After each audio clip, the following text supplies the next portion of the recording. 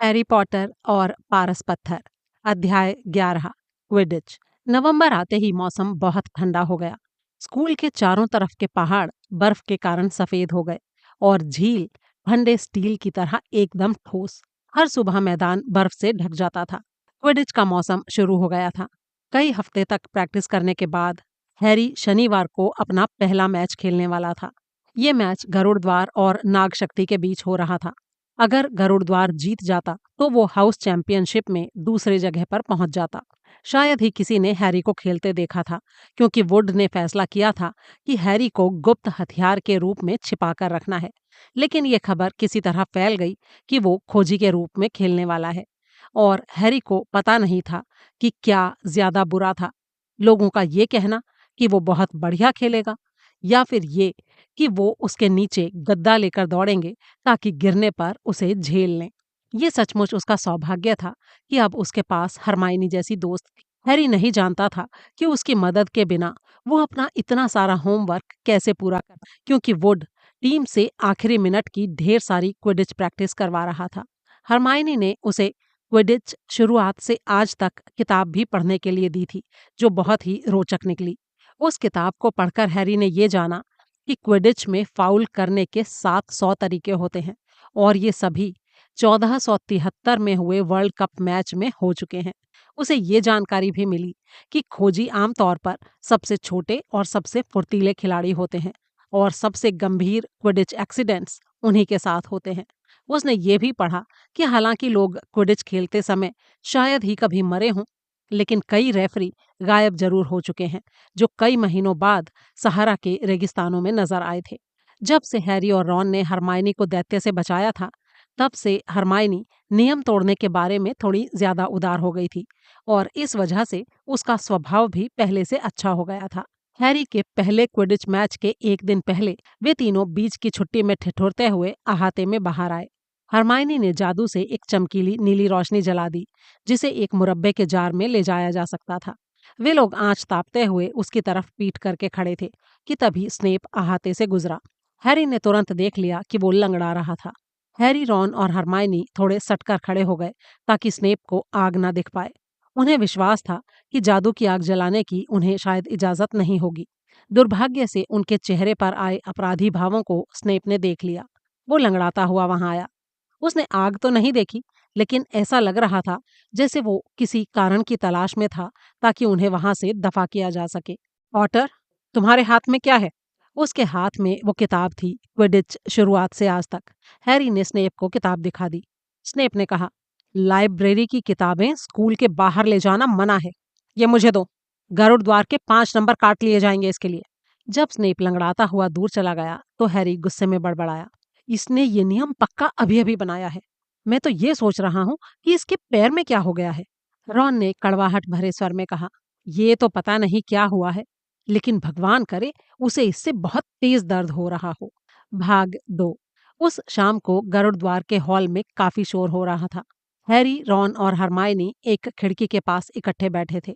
Hermione Harry और Ron का सम्मोहन का होमवर्क देख रही थी। वो उन्हें कभी भी अपने होमवर्क की नकल नहीं करने देती थी, क्योंकि उसका मानना था कि अगर ऐसा करोगे तो तुम लोग सीखोगे कैसे। लेकिन हरमायनी से अपना होमवर्क पढ़वाने के बाद उन दोनों को वैसे भी सही जवाब मिल जाते थे। हैरी थोड़ा बेचैन हो रहा था। वो अपनी क्विडिच वाली किताब वापस चाहता था, ताकि उसका मन कल के मैच की चिंता से दूर हट सके। वो स्नेप से इतना डर क्यों रहा था? उठते हुए उसने रॉन और हरमाइनी को बताया कि वो स्नेप से पूछने जा रहा है कि क्या उसकी किताब उसे वापस मिल सकती है। वो नीचे स्टाफ रूम तक पहुंचा और उसने दरवाजा खटखटाया। कोई जवाब नहीं मिला। उसने फिर से खटखटाया, लेकिन फिर से कोई जवाब नहीं। कहीं ऐसा तो नहीं स्नेप ने उसकी किताब को वहीं पर पड़ा छोड़ दिया हो? कोशिश करके देखने में हर्ज ही क्या था। हैरी ने दरवाजे को थोड़ा सा खोला और अंदर झांका, और फिर उसकी आंखों ने एक भयानक दृश्य देखा। अंदर स्नेप और फिल्च अकेले थे। स्नेप ने अपने कपड़े घुटनों के ऊपर उठा रखे थे। उसका एक पैर खून से लथपथ और बुरी तरह से घायल था। फिल्च स्नेप को बैंडेज दे रहा था। स्नेप कह रहा था, भयानक चीज, 3 सिरों पर आप एक साथ नजर कैसे रख सकते हैं? हैरी ने दरवाजे को धीमे से बंद करने की कोशिश की, लेकिन पॉटर! स्नेप का चेहरा गुस्से के कारण टेढ़ा हो गया था। उसने अपने कपड़े जल्दी से नीचे किए ताकि उसका पैर छिप जाए। हैरी ने थूक निगला, वो सर, मैं सोच रहा था कि क्या मुझे मेरी किताब वापस मिल सकती है? दफा हो जाओ यहाँ से, फेंकिए अभी। इससे पहले कि स्नेप गरुड़ द्वार के और पॉइंट काट सके, हैरी दौड़ते हुए वापस लौट आया। वो ऊपर की मंजिल की तरफ दौड़ता ही चला गया। उसके पास आते ही रॉन ने पूछा, क्या किताब मिल गई? क्या हुआ? हैरी ने धीमी आवाज में उन्हें बताया कि उसने क्या देखा था। तुम जानते हो इसका मतलब क्या है? उसने हैलोवीन के दिन 3 सिर वाले कुत्ते के पास जाने की कोशिश की थी। जब हमने उसे देखा था ना, तो वो वहीं जा रहा था। स्नेप उस चीज के पीछे है जिसकी रखवाली वो कुत्ता कर रहा है। मैं अपनी जादुई झाड़ू को दांव पर लगाने के लिए तैयार हूं कि उसी ने सबका ध्यान बटाने के लिए उस दैत्य को अंदर घुसाया था। हरमायने की आंखें फटी रह गईं। अरे नहीं हैरी, प्रोफेसर स्नेप ऐसा नहीं कर सकते। मैं जानती हूं कि वो बहुत भले आदमी नहीं है, लेकिन वो उस चीज को चुराने की कोशिश कभी नहीं करेंगे जिसे डंबलडोर सुरक्षित रखना चाहते हैं। जवाब में रॉन ने कहा, सच में हरमायनी, तुम तो ऐसे सोचती हो जैसे सारे टीचर संत महात्मा होते हैं। मैं तो हैरी के साथ हूं भाई। मुझे लगता है स्नेप कुछ भी कर सकता है, लेकिन आखिर वो है किस चीज के पीछे? वो कुत्ता किस चीज की रखवाली कर रहा है? हैरी जब सोने के लिए बिस्तर पर गया, तब भी उसके दिमाग में यही सवाल गूंज रहा था। नेविल जोर जोर से खर्राटे ले रहा था, लेकिन हैरी की आंखों में नींद का नामो निशान तक नहीं था। उसने अपने दिमाग को खाली करने की कोशिश की, क्योंकि उसे नींद की जरूरत थी। कुछ ही घंटे बाद उसका पहला क्विडिच मैच होने वाला था, लेकिन जब हैरी ने स्नेप के पैर को देखा था, तो उस वक्त स्नेप के चेहरे पर जो भाव था, उसे भूलना हैरी के लिए आसान नहीं था। भाग 3। अगली सुबह बहुत चमकदार और ठंडी थी। ग्रेट हॉल भुने कबाबों की जायकेदार खुशबू और खुशनुमा चर्चाओं से भरा था। सभी लोग एक बढ़िया क्विडिच मैच का उत्सुकता से इंतजार कर रहे थे। तुम्हें थोड़ा नाश्ता कर लेना चाहिए हैरी। नहीं, मैं कुछ नहीं खाना चाहता। अरे बस थोड़ा सा टोस्ट ले लो, हरमाइनी ने उसे मनाते हुए कहा। नहीं, मुझे भूख नहीं है। हैरी की हालत बहुत ही बुरी थी। बस 1 घंटे में ही वो पिच पर उतर रहा होगा। सीमस फेनेगन ने उससे कहा, हैरी, तुम्हें ताकत की जरूरत है। सामने वाली टीम हमेशा खोजी को ही सबसे ज्यादा परेशान करती है। Thank you सीमस। हैरी ने देखा कि सीमस उसके कबाबों पर ढेर सारा केचप उंडेल रहा था। 11 बजे तक पूरा स्कूल क्विडिच पिच के चारों तरफ बने स्टैंड्स में बैठा था। कई विद्यार्थियों के पास दूरबीनें थीं। हालांकि सीटें हवा में ऊपर उठी हुई थीं, लेकिन इसके बावजूद कई बार ये देखना मुश्किल होता था कि खेल में क्या हो रहा है। रॉन और हरमाइनी ऊपर की लाइन में नेविल, सीमस और डीन के साथ बैठे। हैरी हैरान रह गया जब उसने देखा कि उन्होंने एक बड़ा सा बैनर पेंट किया था, जो स्कैबर्स द्वारा बर्बाद की गई एक चादर पर बना था। इस बैनर पर लिखा था, पॉटर फॉर प्रेसिडेंट। डीन की ड्राइंग बहुत अच्छी थी और उसने नीचे गरुड़ द्वार का बड़ा सा शेर बना दिया था। इसके बाद हरमाइनी ने इस पर थोड़ा सा जादू भी किया था, ताकि पेंट अलग अलग रंगों में चमकता रहे। इस बीच चेंजिंग रूम में हैरी और टीम के बाकी सदस्य अपने लाल क्विडिच दुशाले पहन रहे थे। नाग शक्ति के खिलाड़ियों का रंग था हरा। वुड ने सबको खामोश करने के लिए अपना गला साफ किया। उसने कहा, अच्छा तो लड़कों, धावक एंजेलिना जॉनसन ने जोड़ा। और लड़कियों, वुड ने सहमत होते हुए कहा। हाँ, और लड़कियों, यही मौका है, बहुत बड़ा मौका, फ्रेड वीजली बोला।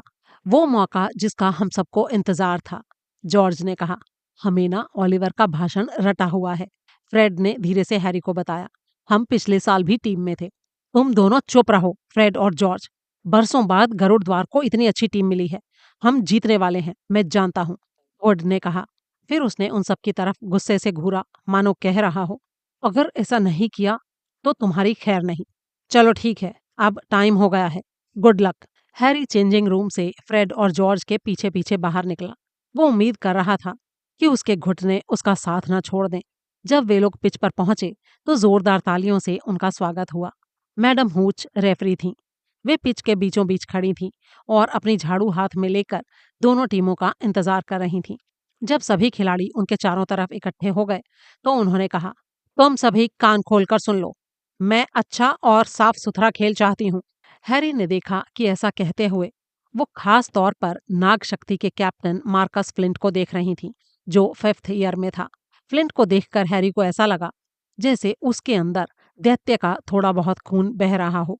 कनखियों से उसने ऊपर उड़ रहे बैनर को देखा जो भीड़ के ऊपर लहरा रहा था और उस पर चमकते हुए शब्द उभर रहे थे, पॉटर फॉर प्रेसिडेंट। उसका दिल एकदम से उछल पड़ा और उसके अंदर पता नहीं कहाँ से एक अजीब सी हिम्मत आ गई। अपनी झाड़ुओं पर चढ़ जाइए सब लोग। हैरी अपनी निम्बस 2000 पर चढ़ गया। मैडम हूच ने अपनी चांदी की सीटी जोर से बजाई। 15 झाड़ुएं एक साथ हवा में ऊपर उठीं और उठती चली गईं।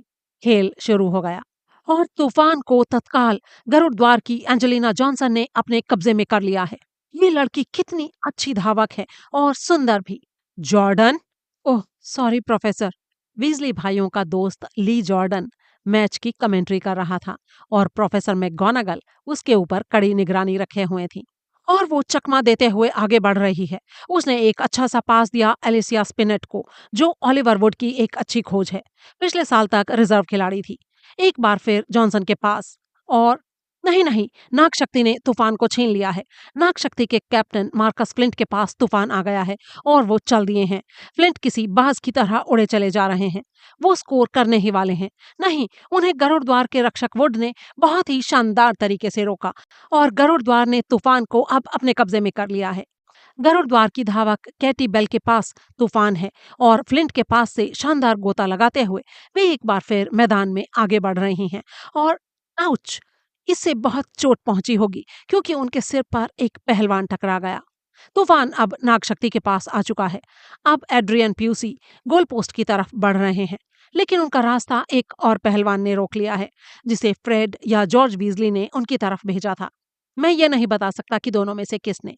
जो भी हो, गरुड़ द्वार के मारक ने शानदार प्रदर्शन किया है और तूफान एक बार फिर से जॉनसन के कब्जे में आ गया है। सामने खाली मैदान पड़ा है और वे तेजी से चली जा रही हैं। वे सचमुच उड़ रही हैं, तेजी से आते हुए पहलवान से बचते हुए। सामने गोल पोस्ट है। शाबाश एंजेलिना। रक्षक ब्लेचली ने गोता लगाया, लेकिन वो चूक गए और ये गरुड़ द्वार ने गोल कर दिया। गरुड़ द्वार की तालियों की आवाज ठंडी हवा में गूंज गई, जबकि नाग शक्ति की दर्द भरी कराहें और आहें साफ सुनाई दे रही थीं। चलो खिसको, जगह दो हमें। ओह, तुम हैग्रिड। रॉन और हरमाइनी थोड़ा सटकर बैठ गए ताकि हैग्रिड के बैठने के लिए पर्याप्त जगह बन सके। हैग्रिड ने अपनी गर्दन में लटकती दूरबीन को थपथपाते हुए कहा, मैं अपनी झोपड़ी से देख रहा था, लेकिन भीड़ के साथ बैठकर मैच देखने का मजा ही अलग होता है। अभी तक सुनहरी गेंद नजर नहीं आई है ना? नहीं हैग्रिड, हैरी को अभी तक ज्यादा कुछ करने का मौका नहीं मिला, रॉन ने कहा। अरे उसने अपने आप को मुसीबत से बचाया हुआ है, यही क्या कम है?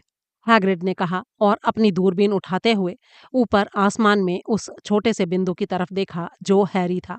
उनके बहुत ऊपर हैरी मैदान के चारों तरफ मंडरा रहा था और सुनहरी गेंद यानी गोल्डन स्निच को देखने के लिए आंखें जमाए था। ये उसकी और वुड की खेल की प्लानिंग का एक हिस्सा था। वुड ने उसे कहा था, तब तक दूर ही रहना जब तक कि गोल्डन स्नेच तुम्हें दिख ना जाए। हम नहीं चाहते कि तुम पर सही समय से पहले हमला हो। जब एंजेलिना ने स्कोर किया तो हैरी ने 2 कलाबाजियां दिखाकर अपनी भावनाओं का इजहार किया। इसके बाद वो एक बार फिर सुनहरी गेंद को चारों तरफ खोजने लगा।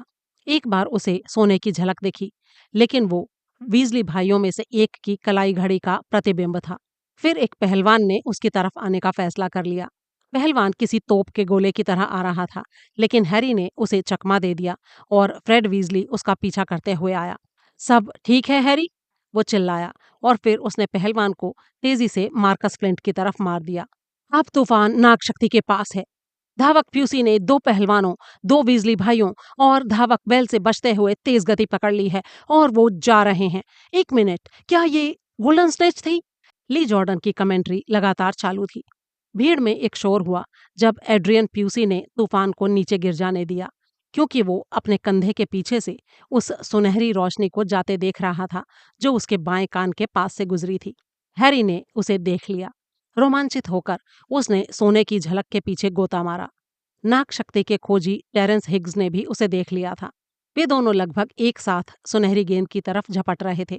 ऐसा लग रहा था जैसे सभी धावक ये भूल गए थे कि उन्हें क्या करना था और इसकी बजाय वे बीच हवा में खड़े होकर देखने में लगे हुए थे। हैरी हिग्स से अधिक तेज था। वो छोटी गोल गेंद को देख सकता था जो अपने पंख फड़फड़ाते हुए तेजी से आगे बढ़ी जा रही थी। उसने अपनी स्पीड थोड़ी और बढ़ा ली और तभी धड़ाम, नीचे गरुड़ द्वार के समर्थकों के मुंह से गुस्से भरी गर्जना निकली। मार्कस फ्लिंट ने जानबूझकर हैरी का रास्ता रोका था, जिसकी वजह से हैरी की झाड़ू अपने रास्ते से भटक गई और हैरी अब अपनी जान बचाने की कोशिश कर रहा था। गरुड़ द्वार के समर्थक चिल्लाए, ये फाउल है।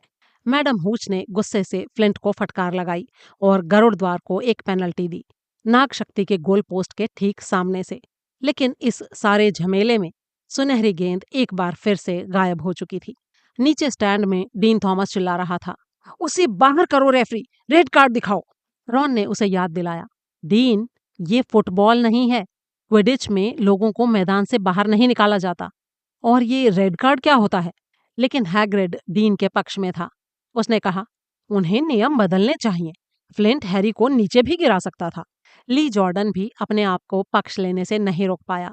तो इस स्पष्ट और घटिया धोखाधड़ी के बाद प्रोफेसर मैकगोनागल बीच में ही उसकी बात काटते हुए चिल्लाई, जॉर्डन, सॉरी प्रोफेसर, मेरा मतलब है इस साफ और घटिया फाउल के बाद। जॉर्डन, मैं तुम्हें चेतावनी दे रही हूँ। अच्छा ठीक है प्रोफेसर। फ्लिंट ने गरुड़द्वार के खोजी को लगभग जान से मार दिया था, लेकिन मुझे विश्वास है ऐसा किसी के साथ भी हो सकता है। इसलिए गरुड़द्वार को एक पेनल्टी मिली जो स्पिनेट ने ली है और उसे गोल में डाल दिया है। कोई दिक्कत नहीं और खेल अब आगे चल रहा है। तूफान अभी भी गरुड़द्वार के पास है। जब हैरी ने एक और पहलवान को चकमा दिया जो उसके सिर के पास से खतरनाक तरीके से गुजरा, तभी अचानक ये घटना हो गई। उसकी झाड़ू ने अचानक एक भयानक झटका दिया। एक पल तो उसने सोचा कि वो गिरने वाला है। उसने अपने दोनों हाथों और घुटनों से झाड़ू को कसकर पकड़ लिया। उसे इस तरह का अनुभव पहले कभी नहीं हुआ था, लेकिन फिर ये दोबारा हुआ। ऐसा लग रहा था जैसे झाड़ू उसे गिराने की कोशिश कर रही थी। लेकिन निम्बस 2000 यूं अचानक से अपने सवार को गिराने का फैसला नहीं करती। हैरी ने वापस पलटकर गरुड़ द्वार के गोल पोस्ट की तरफ जाने की कोशिश की। उसका आधा मन हो रहा था कि वो वुड से टाइम आउट लेने के लिए कहे, और तभी उसे एहसास हुआ कि उसकी झाड़ू उसके कंट्रोल से पूरी तरह बाहर हो चुकी थी। वो उसे घुमा नहीं पा रहा था, उसे दिशा नहीं दे पा रहा था। झाड़ू हवा में हिचकोले खा रही थी और थोड़ी थोड़ी देर में उसे जबरदस्त झटके दे रही थी, जिनके कारण वो उस पर से लगभग गिर ही जा रहा था। ली अब भी कमेंट्री कर रहा था, तूफान अब नाग शक्ति के कब्जे में है। अब ये फ्लिंट के पास, उसने स्पिनेट को पास दे दिया और फिर बेल को पास मिला। एक पहलवान उसके चेहरे पर कसकर पड़ा। आशा है उसकी नाक टूट गई होगी। अरे मैं सिर्फ मजाक कर रहा था प्रोफेसर। और ये नाग शक्ति ने गोल कर दिया। अरे नहीं! नाग शक्ति के समर्थक खुशियां मना रहे थे। किसी ने ये नहीं देखा कि हैरी की झाड़ू अचानक अजीब हरकतें कर रही थी। वो उसे धीरे धीरे और अधिक ऊंचाई पर ले जा रही थी, खेल से दूर। और चलते समय वो झटके दे रही थी और बुरी तरह से हिल रही थी। हैग्रिड बुदबुदाया, ये पता नहीं हैरी क्या कर रहा है। अगर हम बेहतर ना जानते तो हम यही कहते कि उसकी झाड़ू उसके काबू में नहीं है। लेकिन ऐसा कैसे हो सकता है? वो अपनी दूरबीन से लगातार हैरी पर नजर रखे हुए था। अचानक स्टैंड्स में चारों तरफ लोग हैरी की तरफ इशारा करने लगे। उसकी झाड़ू अब पलटियां खाने लगी थी और हैरी किसी तरह बस उसे पकड़े हुए था। तभी पूरी भीड़ की सांस रुक गई। हैरी की झाड़ू ने एक बहुत जोर का झटका दिया और हैरी उससे लटक गया। अब वो झाड़ू से झूल रहा था और उसे सिर्फ एक हाथ से पकड़े हुए था। सीमस ने कहा, जब फ्लिंट ने उसे टक्कर मारी थी तो कहीं उस वक्त तो उसकी झाड़ू के साथ कोई छेड़छाड़ नहीं हुई? हैग्रिड ने कांपती आवाज में कहा, ऐसा नहीं हो सकता। ताकतवर काले जादू के सिवाय जादुई झाड़ू के साथ किसी तरह की छेड़छाड़ नहीं की जा सकती। निम्बस 2000 के साथ ये काम कोई बच्चा नहीं कर सकता है। जब हरमायनी ने ये सुना तो उसने हैग्रिड की दूरबीन छीन ली, लेकिन हैरी की तरफ देखने की बजाय वो भीड़ में देख रही थी। रॉन का चेहरा सफेद पड़ा हुआ था। उसने पूछा, तुम क्या कर रही हो हरमायनी? हरमायनी ने हाँफते हुए कहा, मैं जानती थी। स्नेप की तरफ देखो। रॉन ने दूरबीन ली। स्नेप उनके सामने वाले स्टैंड में बीच में बैठा हुआ था। उसने अपनी आंखें हैरी पर जमा रखी थीं और वो धीमे धीमे लगातार कुछ बुदबुदा रहा था।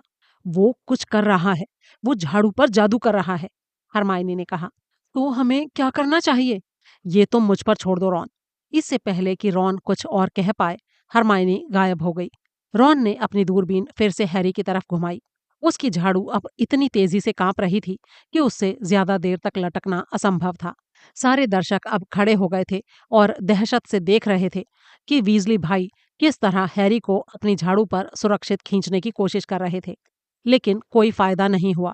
हर बार जब भी वे उसके पास जाते, झाड़ू और ज्यादा ऊपर उछल जाती थी। वे लोग नीचे आकर उसके ठीक नीचे गोल गोल घूमने लगे। जाहिर था कि उसके गिरने की स्थिति में वे लोग उसे पकड़ने की उम्मीद कर रहे थे। मार्कस फ्लिंट ने तूफान को अपने कब्जे में किया और बिना किसी के देखे 5 गोल कर दिए। रॉन हताश होकर बुदबुदा रहा था, हरमाइनी, जल्दी कुछ करो प्लीज। हरमाइनी लोगों को धकेलते हुए उस स्टैंड तक पहुंची जहां स्नेप खड़ा था। अब वो उसके पीछे वाली लाइन में दौड़ रही थी। जब उसने अगली लाइन में बैठे प्रोफेसर क्विरल को सिर की सीधी टक्कर मारी, तब भी वो सॉरी कहने के लिए नहीं रुकी। स्नेप के पास पहुंचते ही वो झुकी। उसने अपनी छड़ी बाहर निकाली और कुछ चुने हुए शब्द कहे। उसकी छड़ी से चमकीली नीली आग निकली और स्नेप के कपड़ों के सिरों पर आग लग गई। स्नेप को ये एहसास होने में शायद 30 सेकंड लगे कि उसके कपड़ों में आग लग चुकी थी।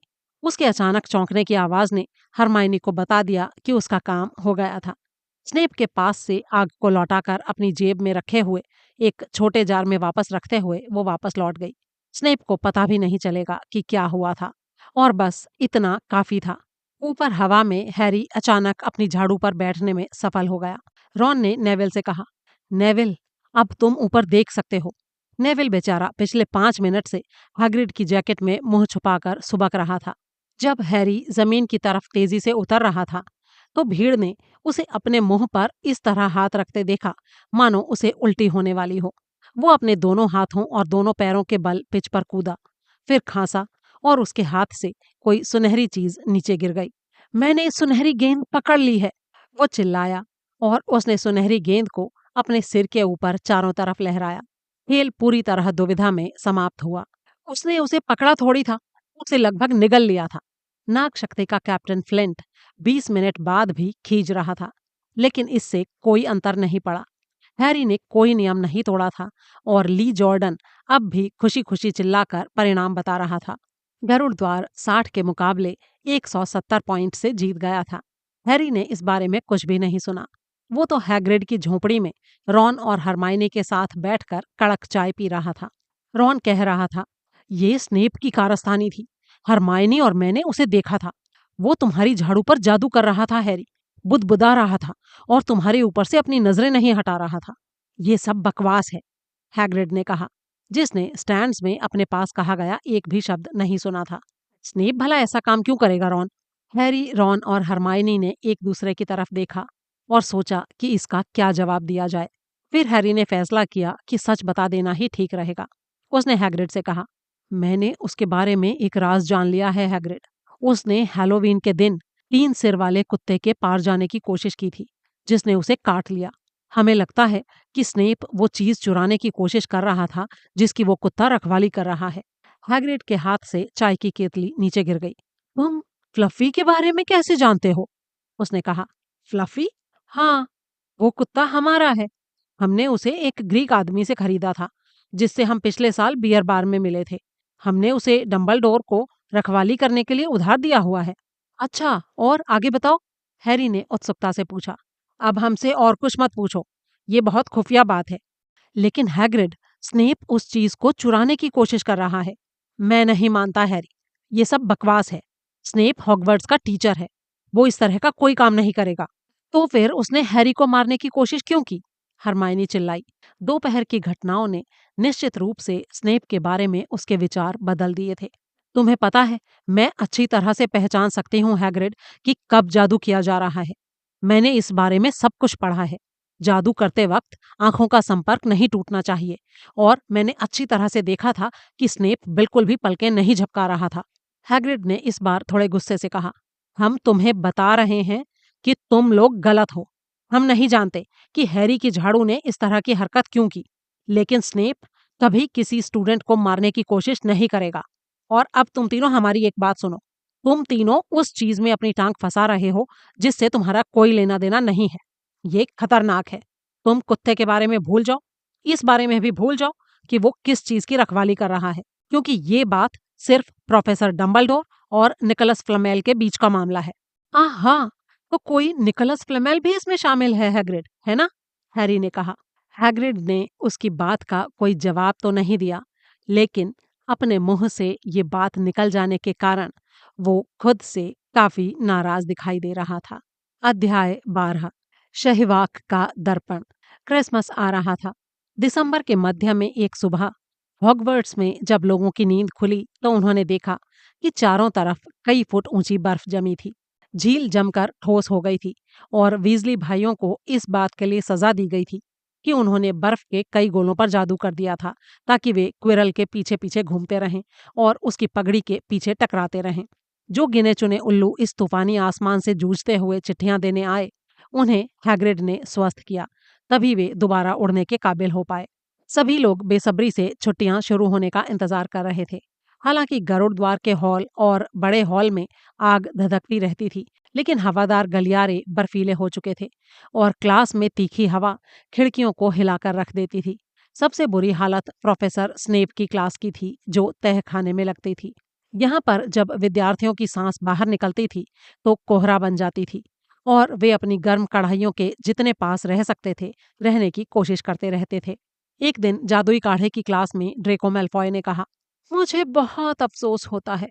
उन लोगों के लिए बड़ा अफसोस होता है जिन्हें क्रिसमस में भी हॉगवर्ट्स में रुकना पड़ता है, क्योंकि घर पर किसी को उनकी जरूरत नहीं होती। ये कहते समय वो हैरी की तरफ देख रहा था। क्रैब और गॉयल ही करके हंसने लगे। हैरी उस वक्त लायन फिश के कांटे का चूरन तौल रहा था। उसने इस बात को अनसुना कर दिया। क्विडिच मैच के बाद से मेलफॉय और भी ज्यादा कड़वी बातें बोलने लगा था। वो नाग शक्ति के हार जाने पर दुखी था, इसलिए उसने हरेक को ये कहकर हंसाने की कोशिश की कि किस तरह एक चौड़े मुंह वाले मेंढक को हैरी की जगह अगला खोजी बनाया जाएगा। लेकिन उसने देखा कि कोई भी इस बात पर हंसा नहीं, क्योंकि सभी इस बात से प्रभावित थे कि हैरी अपनी झटके दे रही जादुई झाड़ू को बहुत अच्छी तरह से पकड़े रहा था। इसीलिए ईर्ष्या और गुस्से से भरा मेलफॉय अब हैरी को इस बात के लिए ताना मार रहा था कि उसका कोई परिवार नहीं था। ये बात सच थी कि हैरी क्रिसमस के लिए प्रिवेट ड्राइव नहीं जा रहा था। प्रोफेसर मैकगोनागल पिछले सप्ताह उन विद्यार्थियों की सूची बनाने आई थी जो क्रिसमस की छुट्टियों में हॉगवर्ट्स में रुकेंगे, और हैरी ने तत्काल साइन कर दिए थे। उसे इस बात का जरा भी दुख नहीं था। ये शायद उसका अब तक का सबसे अच्छा क्रिसमस रहेगा। रॉन और उसके भाई भी रुक रहे थे, क्योंकि मिस्टर और मिसेस वीजली चार्ली से मिलने के लिए रोमानिया जा रहे थे। जब जादुई काढ़े की क्लास के बाद वे लोग तहखाने से निकले तो उन्होंने देखा कि आगे वाले गलियारे में फर का एक बड़ा पेड़ बीच में रास्ता रोककर खड़ा है। उसके पीछे से दो बड़े पैर निकले दिखाई दिए और एक भारी सी आवाज ने उन्हें बताया कि उसके पीछे हैग्रिड था। रॉन ने पेड़ की शाखाओं में अपना सिर डालते हुए पूछा, हेलो हैग्रिड, मदद चाहिए क्या? नहीं, हम ठीक हैं रॉन, थैंक यू। क्या जरा रास्ते से हटोगे तुम? पीछे से मेलफॉय ने धीमे ठंडे लहजे में कहा, क्या तुम पैसे कमाने की जुगाड़ कर रहे हो वीजली? मुझे लगता है कि तुम हॉगवर्ट्स से निकलने के बाद यहाँ का रखवाला बनने के सपने देख रहे हो। वैसे भी तुम्हारा परिवार जितने बड़े घर में रहता है, उसकी तुलना में हैग्रिड की झोंपड़ी तो तुम्हें महल की तरह लगेगी। जैसे ही रॉन ने मेलफॉय की तरफ छलांग लगाई, स्नेप सीढ़ियां चढ़कर ऊपर आए। वीजली, रॉन ने तुरंत मेलफॉय के दुशाले के सामने वाले हिस्से को छोड़ दिया। उसे उत्तेजित किया गया था प्रोफेसर स्नेप। मेलफॉय उसके परिवार का अपमान कर रहा था। हैग्रिड ने पेड़ के पीछे से अपना बड़े बालों वाला चेहरा बाहर निकालते हुए स्नेप से कहा, चाहे जो भी हो, लड़ाई करना हॉगवर्ट्स के नियमों के खिलाफ है हैग्रिड। गरुड़ द्वार के 5 पॉइंट कम हो गए वीजली, और एहसान मानो कि मैंने ज्यादा पॉइंट नहीं काटे। अब तुम यहाँ से चलते नजर आओ। मेलफॉय, क्रैब और गॉयल पेड़ को धक्का मारते हुए गए, जिसकी वजह से चारों तरफ कांटे बिखर गए। वे लोग हंस रहे थे। रॉन ने मेलफॉय की पीठ के पीछे से अपने दांत किटकिटाते हुए कहा, मैं इसे देख लूंगा, एक ना एक दिन जरूर देख लूंगा इसे। मुझे इन दोनों से नफरत है, मेलफॉय से भी और स्नेप से भी, हैरी ने कहा। हैग्रिड ने उन दोनों को शांत करने की कोशिश करते हुए कहा, अच्छा ठीक है, चलो खुश हो जाओ, क्रिसमस आने ही वाला है। एक काम करो, हमारे साथ चलो और खुद चलकर बड़े हॉल को देखो, वो कितना अच्छा लग रहा है। इस पर हैरी, रॉन और हरमायनी हैग्रिड और उसके पेड़ के पीछे पीछे बड़े हॉल की तरफ चल दिए, जहां प्रोफेसर मैकगोनागल और प्रोफेसर फ्लिटविक क्रिसमस की सजावट में जुटे थे। हाँ हाँ हैग्रिड, आखिरी पेड़, इसे दूर वाले कोने में रख दो। हॉल की सजावट वाकई देखने लायक थी।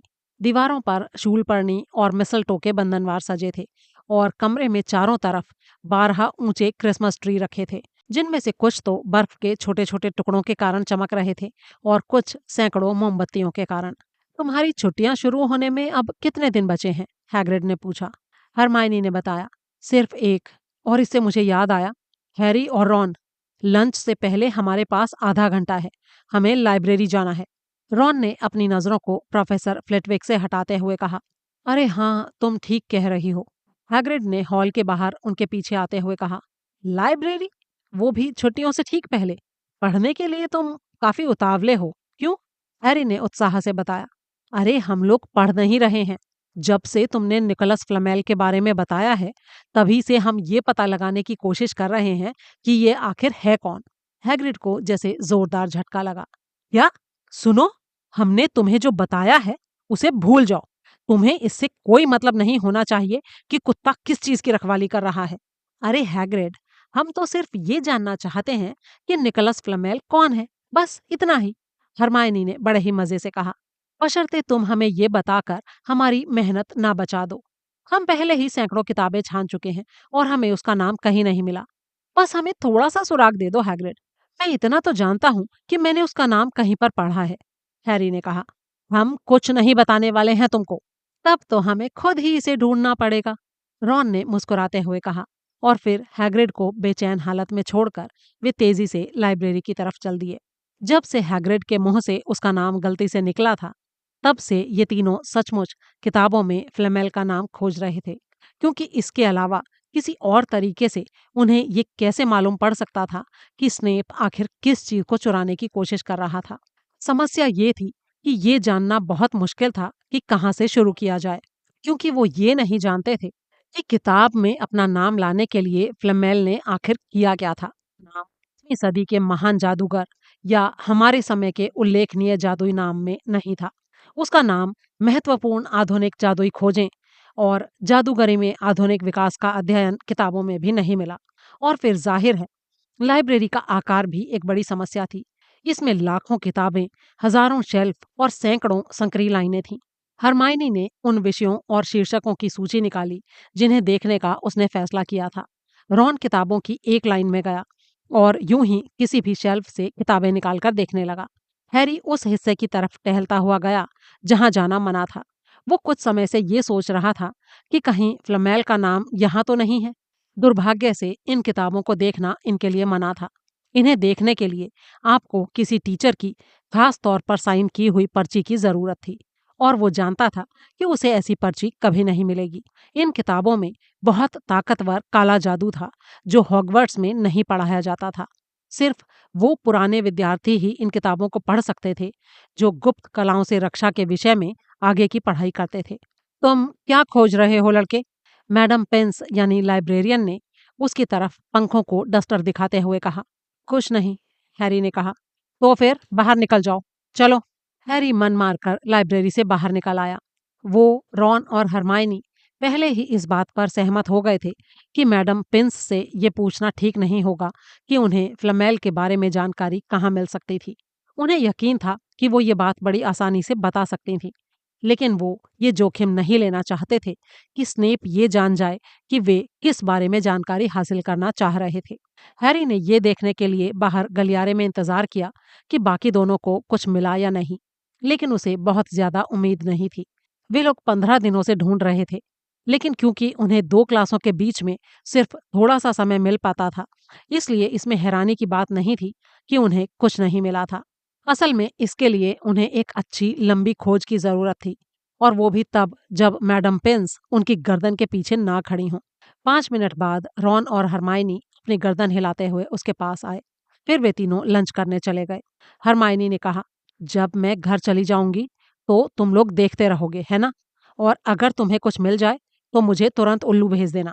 रॉन ने कुछ सोचते हुए कहा, और तुम अपने माता पिता से भी पूछ सकती हो कि फ्लमेल कौन है। उनसे पूछना सुरक्षित रहेगा। हरमाइनी मुस्कुराई और बोली, हाँ, बहुत ही सुरक्षित रहेगा, क्योंकि वो दोनों दांतों के डॉक्टर हैं। भाग 2। एक बार छुट्टियां शुरू हो गईं तो रॉन और हैरी का समय इतना अच्छा बीतने लगा कि वे फ्लेमेल के बारे में भूल से गए। पूरा कमरा उनके कब्जे में था और हॉल भी आम दिनों की तुलना में बहुत ज्यादा खाली था, इसलिए वे आग के पास वाली कुर्सियों पर बैठ सकते थे। वे घंटों बैठकर कुछ न कुछ ऐसा खाते थे जिसे वे लंबे हत्थे वाले कांटे से भून सकें। ब्रेड, क्रम्पेट, मार्शमैलोज और साथ ही वो ऐसे उपाय सोचते रहते थे जिनसे मेलफॉय को स्कूल से निकलवाया जा सके। हालांकि वे जानते थे कि ये उपाय सफल नहीं होंगे, लेकिन इनके बारे में बातें करना तो काफी मजेदार था ही। रॉन ने हैरी को जादुई शतरंज सिखाना भी शुरू कर दिया था। ये बिल्कुल मगलुओं जैसी शतरंज थी। फर्क सिर्फ इतना था कि इसमें जिंदा मोहरों से खेला जाता था, जो एक तरह से युद्ध में सैनिकों को आदेश देने की तरह था। रॉन के पास की हर चीज की तरह ये शतरंज भी उसे परिवार के किसी और सदस्य से मिली थी, इस मामले में उसके दादाजी से। बहरहाल पुराने मोहरों से उसे कोई परेशानी नहीं होती थी। रॉन उन्हें इतनी अच्छी तरह से जानता था कि उसे उनसे अपनी बात मनवाने में कभी दिक्कत नहीं होती थी। हैरी सीमस फेनिगन से उधार लिए मोहरों से खेला और मोहरों को उस पर बिल्कुल भी भरोसा नहीं था। हैरी शतरंज का बहुत अच्छा खिलाड़ी नहीं था और वे मोहरे चिल्ला चिल्ला कर उसे अलग अलग सलाह दे रहे थे, जिस वजह से वो दुविधा में पड़ जाता था। अरे मुझे वहां मत भेजो हैरी, क्या तुम्हें उसका घोड़ा नहीं दिख रहा है? उसे भेज दो, हम उसके बिना काम चला सकते हैं। क्रिसमस की शाम को जब हैरी बिस्तर पर गया तो उसके मन में अगले दिन अच्छे खाने और मौज मस्ती की उम्मीद तो थी, लेकिन गिफ्ट्स मिलने की कोई उम्मीद नहीं थी। जब वो अगली सुबह जल्दी उठा तो उसने जो सबसे पहली चीज देखी वो थी उसके बिस्तर पर पैरों की तरफ लगा पैकेटों का एक ढेर। वो बिस्तर से बाहर आया और उसने अपना ड्रेसिंग गाउन खींचा तो रॉन नींद भरी आवाज में बोला, मैरी क्रिसमस हैरी। तुम्हें भी रॉन, जरा इधर तो देखो, मुझे गिफ्ट मिले हैं। तो और तुम किस चीज की उम्मीद कर रहे थे? शलगमों की? रॉन ने अपने तोहफों के ढेर की तरफ देखते हुए कहा, जो हैरी के ढेर से काफी बड़ा था। हैरी ने जल्दी से सबसे ऊपर वाला पैकेट उठाया। ये मोटे भूरे कागज में लिपटा था और इस पर लिखा था, हैरी को हैग्रिड की ओर से। इसके अंदर लकड़ी की एक अनगढ़ बांसुरी थी। जाहिर था हैग्रिड ने उसे खुद बनाया था। हैरी ने बांसुरी बजाई और उससे कुछ हद तक उल्लू जैसी आवाज निकाली। दूसरे बहुत छोटे पैकेट में एक चिट्ठी थी। हमें तुम्हारा संदेश मिला और हम तुम्हारा क्रिसमस का तोहफा साथ भेज रहे हैं, वर्नॉन अंकल और पेटूनिया आंटी की तरफ से। कागज के साथ 50 पेंस का एक सिक्का सेलोटेप से चिपका था। ये तो उनकी बड़ी उदारता है, हैरी ने कहा। 50 पेंस के सिक्के को देखकर रॉन मोहित हो गया। वाह, ये कितना बढ़िया है! क्या शेप है इसकी! ये पैसा है? उसने हैरी से पूछा। हाँ है, तुम इसे रख सकते हो अगर तुम चाहो तो। फिर हैरी ये देखकर हंसा कि रॉन कितना खुश दिखाई दे रहा था। फिर उसने कहा, हैग्रिड का हो गया, मेरे अंकल आंटी का हो गया, तो बाकी तोहफे किसने भेजे हैं? रॉन ने थोड़ा गुलाबी होते हुए एक बड़े से उभरे पैकेट की तरफ इशारा किया और बोला, ये वाला मुझे लगता है मैं जानता हूँ किसने भेजा है। मेरी मम्मा ने। मैंने उन्हें बताया था कि तुम तोहफों की उम्मीद नहीं कर रहे थे और अरे नहीं, उन्होंने तुम्हारे लिए भी वीजली स्वेटर बना दिया, उसने थोड़ी दर्द भरी आवाज में कहा। हैरी ने पैकेट फाड़ा। उसमें हाथ से बुना हुआ एक मोटा हरे रंग का स्वेटर था और साथ ही घर पर बनी कैंडी का एक बड़ा पैकेट भी। रॉन ने अपना पैकेट खोलते हुए कहा, वे हर साल हम लोगों के लिए स्वेटर बनाती हैं और मेरा हमेशा मैरून रंग का होता है। तुम्हारी मम्मी सचमुच बहुत अच्छी हैं रॉन, हैरी ने कैंडी चखते हुए कहा, जो बहुत ही टेस्टी थी। उसके अगले तोहफे में चॉकलेट्स थीं। हरमाइनी ने चॉकलेट फ्रॉग्स का एक बड़ा सा बॉक्स उसे भेजा था। अब सिर्फ एक पैकेट बचा था। हैरी ने उसे उठाया और टटोला। वो काफी हल्का था। हैरी ने उसे खोला। कोई पानी जैसी और चांदी जैसी भूरी चीज फिसलकर फर्श पर गिर गई और चमकने लगी। रॉन के मुंह से आह निकल गई। मैंने इनके बारे में सुना है। अगर ये वही है जो मैं सोच रहा हूँ, तो ये सचमुच दुर्लभ है और बहुत ही कीमती भी, उसने बहुत ही धीमी आवाज में कहा। उसके हाथ से टॉफियों का वो पैकेट गिर गया जो हरमाइनी ने उसे भेजा था। ये क्या है रॉन? हैरी ने पूछा। उसने उस चमकते चांदी जैसे कपड़े को फर्श से उठाया। उसे छूना एक अजीब सा एहसास था, जैसे पानी को ठोस कपड़े में बुन दिया गया हो। ये अदृश्य चोगा है हैरी, मुझे पक्का यकीन है ये वही है। जरा पहनकर देखो तो। हैरी ने चोगे को अपने कंधों के चारों तरफ डाला और रॉन के मुंह से चीख निकल गई। वही है, नीचे देखो। हैरी ने अपने पैरों की तरफ देखा, लेकिन वो गायब हो चुके थे। वो शीशे की तरफ भागा। उसका प्रतिबिंब उसे दिख रहा था, लेकिन सिर्फ उसका सिर हवा में लटका हुआ। बाकी का शरीर अदृश्य हो चुका था। उसने चोगे को अपने सिर पर भी खींच लिया और अब दर्पण से उसका सिर भी गायब हो गया। अचानक रॉन ने कहा, अरे इसके साथ एक चिट्ठी भी है। ये चिट्ठी इससे निकल कर गिरी है। हैरी ने चोगा उतारा और चिट्ठी उठा ली। एक ऐसी गोल लिखावट में जिसे उसने पहले कभी नहीं देखा था। ये शब्द उस चिट्ठी में लिखे हुए थे। तुम्हारे डैडी मरने से पहले इसे मेरे पास छोड़ गए थे। अब वक्त आ गया है कि ये तुम्हें लौटा दिया जाए। इसे ध्यान से इस्तेमाल करना। Merry Christmas. इसके नीचे किसी के साइन नहीं थे। हैरी ने चिट्ठी को घूरा। रॉन चोगे को हसरत भरी नजरों से देख रहा था। मैं इसके लिए कुछ भी दे सकता हूँ, कुछ भी। क्या हुआ हैरी? कुछ नहीं रॉन, हैरी ने धीरे से कहा। उसे बहुत ही अजीब सा लग रहा था। ये चोगा आखिर किसने भेजा था? क्या वाकई ये कभी उसके डैडी के पास था? इससे पहले कि वो कुछ और कहे या सोच पाता, कमरे का दरवाजा खुला और फ्रेड और जॉर्ज वीजली धड़धड़ाते हुए अंदर घुस आए। हैरी ने जल्दी से चोगे को छुपा दिया। वो इसे किसी और को नहीं दिखाना चाहता था, कम से कम इस वक्त तो नहीं। क्रिसमस मुबारक हो हैरी और रॉन। अरे देखो तो सही, हैरी को भी वीजली स्वेटर मिला है। फ्रेड और जॉर्ज ने स्वेटर पहने थे, जिनमें से एक पर बड़े पीले अक्षर में एफ लिखा था और दूसरे पर एक बड़ा पीला जी बना हुआ था। फ्रेड ने हैरी का स्वेटर उठाकर कहा, हैरी का हमसे ज्यादा अच्छा है। जाहिर है हमारी माँ तब ज्यादा मेहनत करती हैं जब आप परिवार के सदस्य ना हो। अच्छा रॉन, तुमने अपना स्वेटर क्यों नहीं पहना? चलो पहनो इसे, ये बहुत ही अच्छा और गर्म है। मुझे मरून रंग से नफरत है, रॉन ने अधूरे मन से दर्द भरी आवाज में कहा और अपना स्वेटर पहन लिया। जॉर्ज ने उसे देखते हुए कहा, तुम्हारे स्वेटर पर कोई इनिशियल नहीं लिखा है। उन्हें लगता है कि तुम अपना नाम नहीं भूलोगे, लेकिन हम बेवकूफ नहीं हैं। हम जानते हैं कि हमारे नाम ग्रेड और फोर्ज हैं। अरे भाई, इतना शोर क्यों हो रहा है? ये पर्सी वीजली था, जो दरवाजे में अपना सिर घुसाए खड़ा था और शिकायत भरे अंदाज में देख रहा। जाहिर था कि वो अपने तोहफों को खोलते खोलते बीच में ही आ गया था, क्योंकि उसके हाथ में भी एक स्वेटर था जिसे फ्रेड ने पकड़ लिया। पी यानी प्रीफेक्ट, इसे पहनो। चलो पर्सी, हम सभी ने अपने स्वेटर पहने हैं ना? यहाँ तक कि हैरी को भी एक स्वेटर मिला है। अरे मैं नहीं पहनना चाहता, पर्सी ने कहा। लेकिन वीजली भाइयों ने स्वेटर को उसके सिर में जबरदस्ती डाल दिया और इस कोशिश में उसका चश्मा खिसक गया।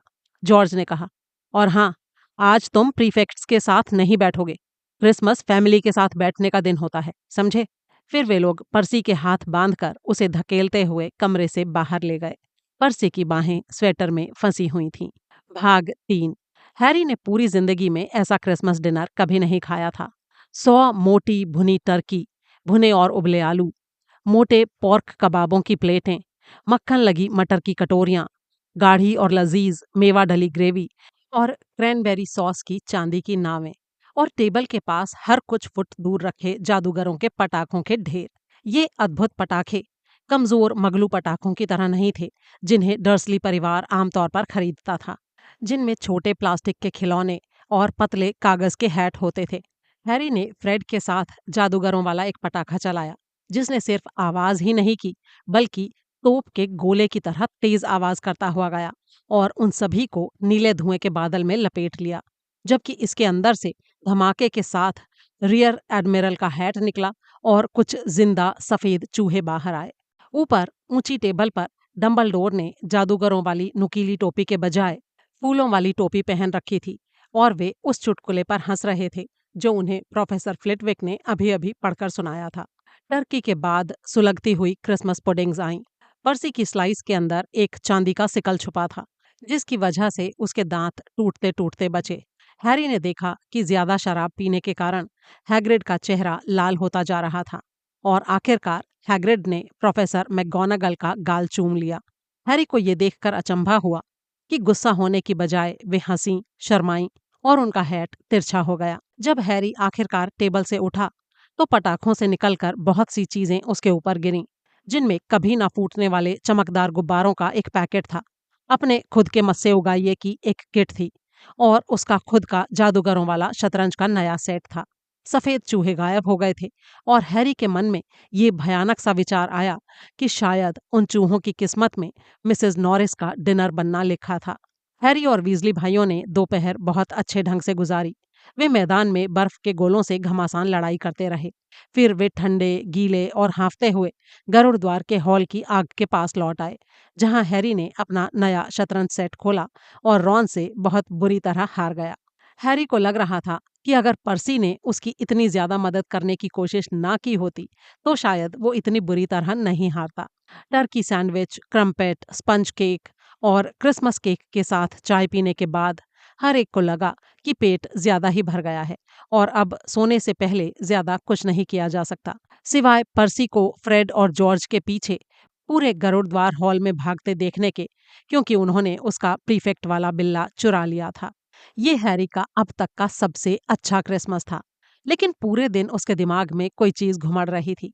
जब तक वो सोने के लिए अपने बिस्तर पर नहीं गया तब तक वो इसके बारे में ठीक तरह से सोच नहीं पाया। अदृश्य चोगा, और ये भी कि इसे किसने भेजा था। रॉन के पेट में ढेर सारी टर्की और केक था और उसे परेशान करने के लिए कोई रहस्यमय वस्तु भी नहीं थी। इसलिए जैसे ही उसने अपने बिस्तर के पर्दे लगाए वो तुरंत सो गया। हैरी अपने बिस्तर के किनारे पर झुका और उसने इसके नीचे से चोगे को बाहर निकाला। ये उसके डैडी का था, उसके डैडी का। उसने उस कपड़े को अपने हाथ के ऊपर तैरने दिया, जो रेशम से भी चिकना और हवा की तरह हल्का था। ध्यान से इस्तेमाल करना, चिट्ठी में लिखा था। उसे इसे पहनकर देखना था अभी। वो बिस्तर से बाहर निकला और उसने चोगे को अपने चारों तरफ लपेट लिया। जब उसने अपने पैरों की तरफ देखा तो उसे सिर्फ चांदनी और छायाएं दिखाई दी।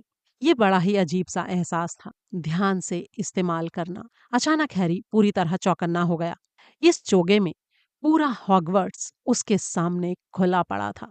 वो अंधेरे और खामोशी में खड़ा था, लेकिन उसके अंदर रोमांच का तूफान उमड़ रहा था। वो इसे पहनकर कहीं भी जा सकता है, कहीं भी, और फिल्च को पता भी नहीं चलेगा। तभी रॉन नींद में बुदबुदाया, क्या उसे जगाना ठीक रहेगा? पता नहीं, अंदर से ही किसी चीज ने उसे रोक दिया। ये उसके डैडी का चोगा था और हैरी को लगा कि इस बार, पहली बार, वो अकेले ही इसका इस्तेमाल करना चाहता है। वो कमरे से बाहर निकला, सीढ़ियां उतरकर हॉल के पार गया और तस्वीर के छेद से कूदकर चल दिया। फैट लेडी चिल्लाई, कौन है? हैरी कुछ नहीं बोला और गलियारे में तेजी से चलता गया। लेकिन उसे कहाँ जाना चाहिए? वो एक पल के लिए रुक गया। उसका दिल तेजी से धड़क रहा था और वो सोच रहा था। तभी उसके दिमाग में एक विचार आया, लाइब्रेरी में, वहां जहां जाना मना है। अब वो जितनी देर वहां रुक कर पढ़ना चाहे पढ़ सकता था, और तब तक पढ़ सकता था जब तक वो ये पता ना लगा ले कि फ्लमेल कौन था। वो आगे की तरफ चल दिया और चलते समय उसने अदृश्य चोगे को अपने चारों तरफ कसकर लपेट रखा था। लाइब्रेरी में घना अंधेरा और बड़ा अजीब सा सन्नाटा था। हैरी ने एक लैंप जलाया ताकि किताबों की लाइनों के बीच का रास्ता देख सके। ऐसा लग रहा था जैसे लैंप हवा में तैर रहा हो। और हालांकि हैरी जानता था कि उसका हाथ इस लैंप को पकड़े हुए था, लेकिन ये नजारा देखकर उसे भी कंपकपी छूट रही थी। जहां पर जाना मना था वो हिस्सा लाइब्रेरी के ठीक पीछे की तरफ था। सावधानी से उस रस्सी के पार जाते हुए, जो उन किताबों को बाकी की लाइब्रेरी से अलग करती थीं, उसने अपना लैंप उठाया ताकि उनके नाम पढ़ सके। किताबों के नाम से उसे ज्यादा कुछ समझ में नहीं आया। उनके उखड़े हुए धुंधले सुनहरे अक्षर ऐसी भाषाओं में थे जो हैरी के पल्ले नहीं पड़ रही थीं। कुछ किताबें तो बिना नाम की थीं। एक किताब पर एक गहरा धब्बा था जो खून की तरह भयानक दिख रहा था। हैरी के गर्दन के पीछे के बाल खड़े हो गए। शायद ये उसके मन का वहम हो, शायद ऐसा ना हो, लेकिन उसे लगा जिसे किताबें धीमे धीमे फुसफुसा रही थीं, जैसे वो जानती हों कि वहां पर कोई ऐसा व्यक्ति घुस आया था जिसे वहां नहीं होना चाहिए था।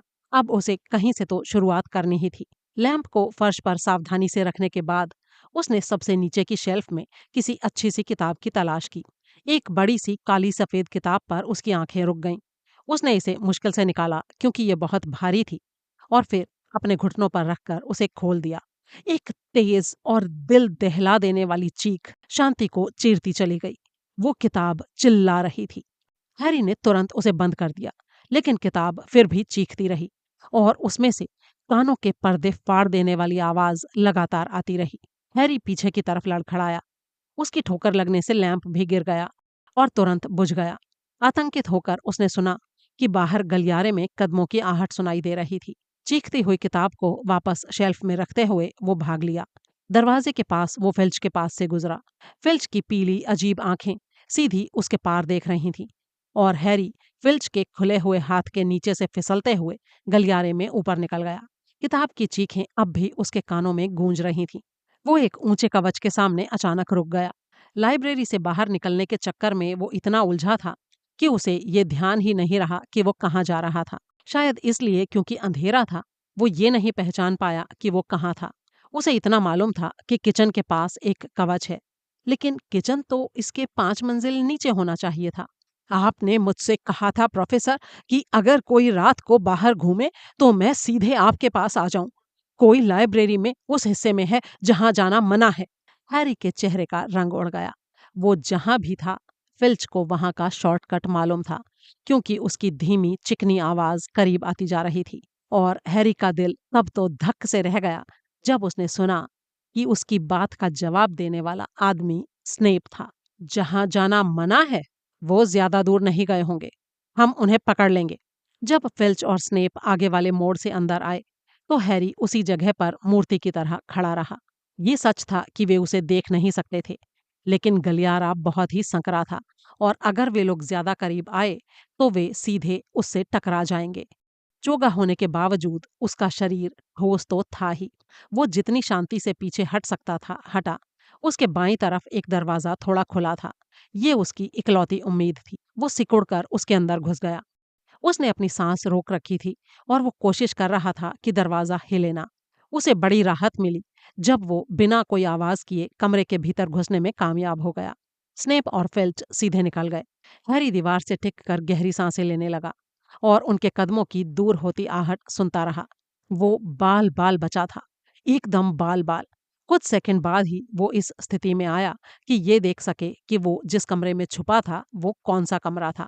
ये एक ऐसा क्लासरूम दिख रहा था जिसका इस्तेमाल अब नहीं होता था। दीवारों से डेस्क और कुर्सियों के अंधेरे आकार टिके हुए थे और रद्दी कागजों की बाल्टी उल्टी रखी थी। लेकिन उसके सामने दीवार से एक ऐसी चीज टिकी थी जो यहाँ की नहीं लग रही थी। ऐसा लग रहा था जैसे किसी ने इसे सिर्फ रास्ते से हटाने के लिए यहाँ पर रख दिया था। ये एक शानदार दर्पण था, छत जितना ऊंचा। उस पर सोने का फ्रेम था और ये 2 पंजों पर खड़ा था। इसके ऊपर एक वाक्य लिखा था, हूं ताखादी शहिवाक कीप आ हीन राहचे काप आ मैं। अब चूंकि फिल्च और स्नेप की आवाज आना बंद हो गई थी, इसलिए उसका डर कम होने लगा। हैरी दर्पण के करीब आया। वो खुद का प्रतिबिंब देखना चाहता था, लेकिन उसे एक बार फिर कोई प्रतिबिंब नहीं दिखा। वो इसके सामने खड़ा हो गया और फिर उसे अपनी चीख रोकने के लिए अपने मुंह पर हाथ रखना पड़ा। वो पीछे घूमा। उसका दिल अभी जितनी तेजी से धड़क रहा था, उतनी तेजी से तो ये तब भी नहीं धड़का था जब वो किताब चिल्लाई थी, क्योंकि दर्पण में वो अकेला दिखाई नहीं दे रहा था, बल्कि उसके पीछे बहुत सारे लोग खड़े थे। लेकिन जब उसने पीछे देखा, पाया कि कमरा तो एकदम खाली था। तेज तेज सांस लेते हुए वो धीमे से एक बार फिर दर्पण की तरफ मुड़ा। उसका प्रतिबिंब इसमें दिखाई दे रहा था, सफेद और डरा हुआ। और वहां ठीक उसके पीछे कम से कम 10 और लोगों के प्रतिबिंब थे। हैरी ने गर्दन घुमाकर फिर से पीछे देखा, लेकिन अब भी असल में वहां उसके पीछे कोई नहीं था। तो क्या वे लोग भी अदृश्य थे? क्या सचमुच वो अदृश्य लोगों से भरे कमरे में था? और क्या इस दर्पण का जादू ये था कि वो अदृश्य लोगों का भी प्रतिबिंब दिखाता था? उसने फिर से दर्पण में देखा। उसके प्रतिबिंब के ठीक पीछे खड़ी एक महिला उसकी तरफ देखकर मुस्कुरा रही थी और हाथ हिला रही थी। उसने अपना हाथ आगे की तरफ बढ़ाया, लेकिन वो सिर्फ हवा से टकरा कर रह गया। अगर वो महिला सचमुच वहां होती तो ये बात तय थी कि वो उसे छू लेता, क्योंकि उनके प्रतिबिंब बहुत पास पास थे। लेकिन उसने सिर्फ हवा को महसूस किया, यानी वो और बाकी लोग सिर्फ दर्पण में ही मौजूद थे। वो महिला बहुत ही सुंदर थी। उसके गहरे लाल बाल थे और उसकी आंखें, अरे उसकी आंखें तो बिल्कुल मेरी तरह हैं, हैरी ने सोचा। और वो दर्पण के थोड़ा और करीब खिसक गया। चमकीली हरी, बिल्कुल वही आकार की। लेकिन फिर उसने देखा कि वो रो रही थी, मुस्कुरा भी रही थी, लेकिन साथ में रो भी रही थी। उसके पास खड़े लंबे पतले काले बालों वाले आदमी ने उसके चारों तरफ अपनी बाह लपेट रखी थी। वो चश्मा पहने था और उसके बाल एकदम उलझे हुए थे, जो पीछे की तरफ चिपके भी थे, ठीक वैसे ही जैसे हैरी के थे। हैरी अब दर्पण के इतने करीब आ गया कि उसकी नाक लगभग उसके प्रतिबिंब को छू रही थी। वो धीरे से फुसफुसाया, मम्मी, डैडी। वे सिर्फ उसकी तरफ मुस्कुराते हुए देखते रहे। धीरे धीरे हैरी ने शीशे में बाकी लोगों के चेहरे देखे और उसे अपने जैसी हरी आंखें, अपने जैसी नाक की कई जोड़ियां दिखाई दी। एक नाटा बूढ़ा आदमी तो ऐसा था जिसके घुटने हैरी की तरह ही गांठदार थे। जिंदगी में पहली बार हैरी अपने पूरे परिवार को देख रहा था। पॉटर परिवार मुस्कुराया और उन्होंने हैरी की तरफ हाथ हिलाया। वो उनकी तरफ भूखी नजरों से देखता रहा। उसके हाथ दर्पण पर टिके थे, जैसे उसे लग रहा हो कि वो इसमें अंदर घुसकर उन लोगों को छू सकता था। उसके भीतर दर्द की एक तेज लहर उठ रही थी, जिसमें आधी खुशी और आधा दुख था। बहुत ही भयानक वाला दुख। उसे नहीं मालूम वो कितनी देर वहां खड़ा रहा।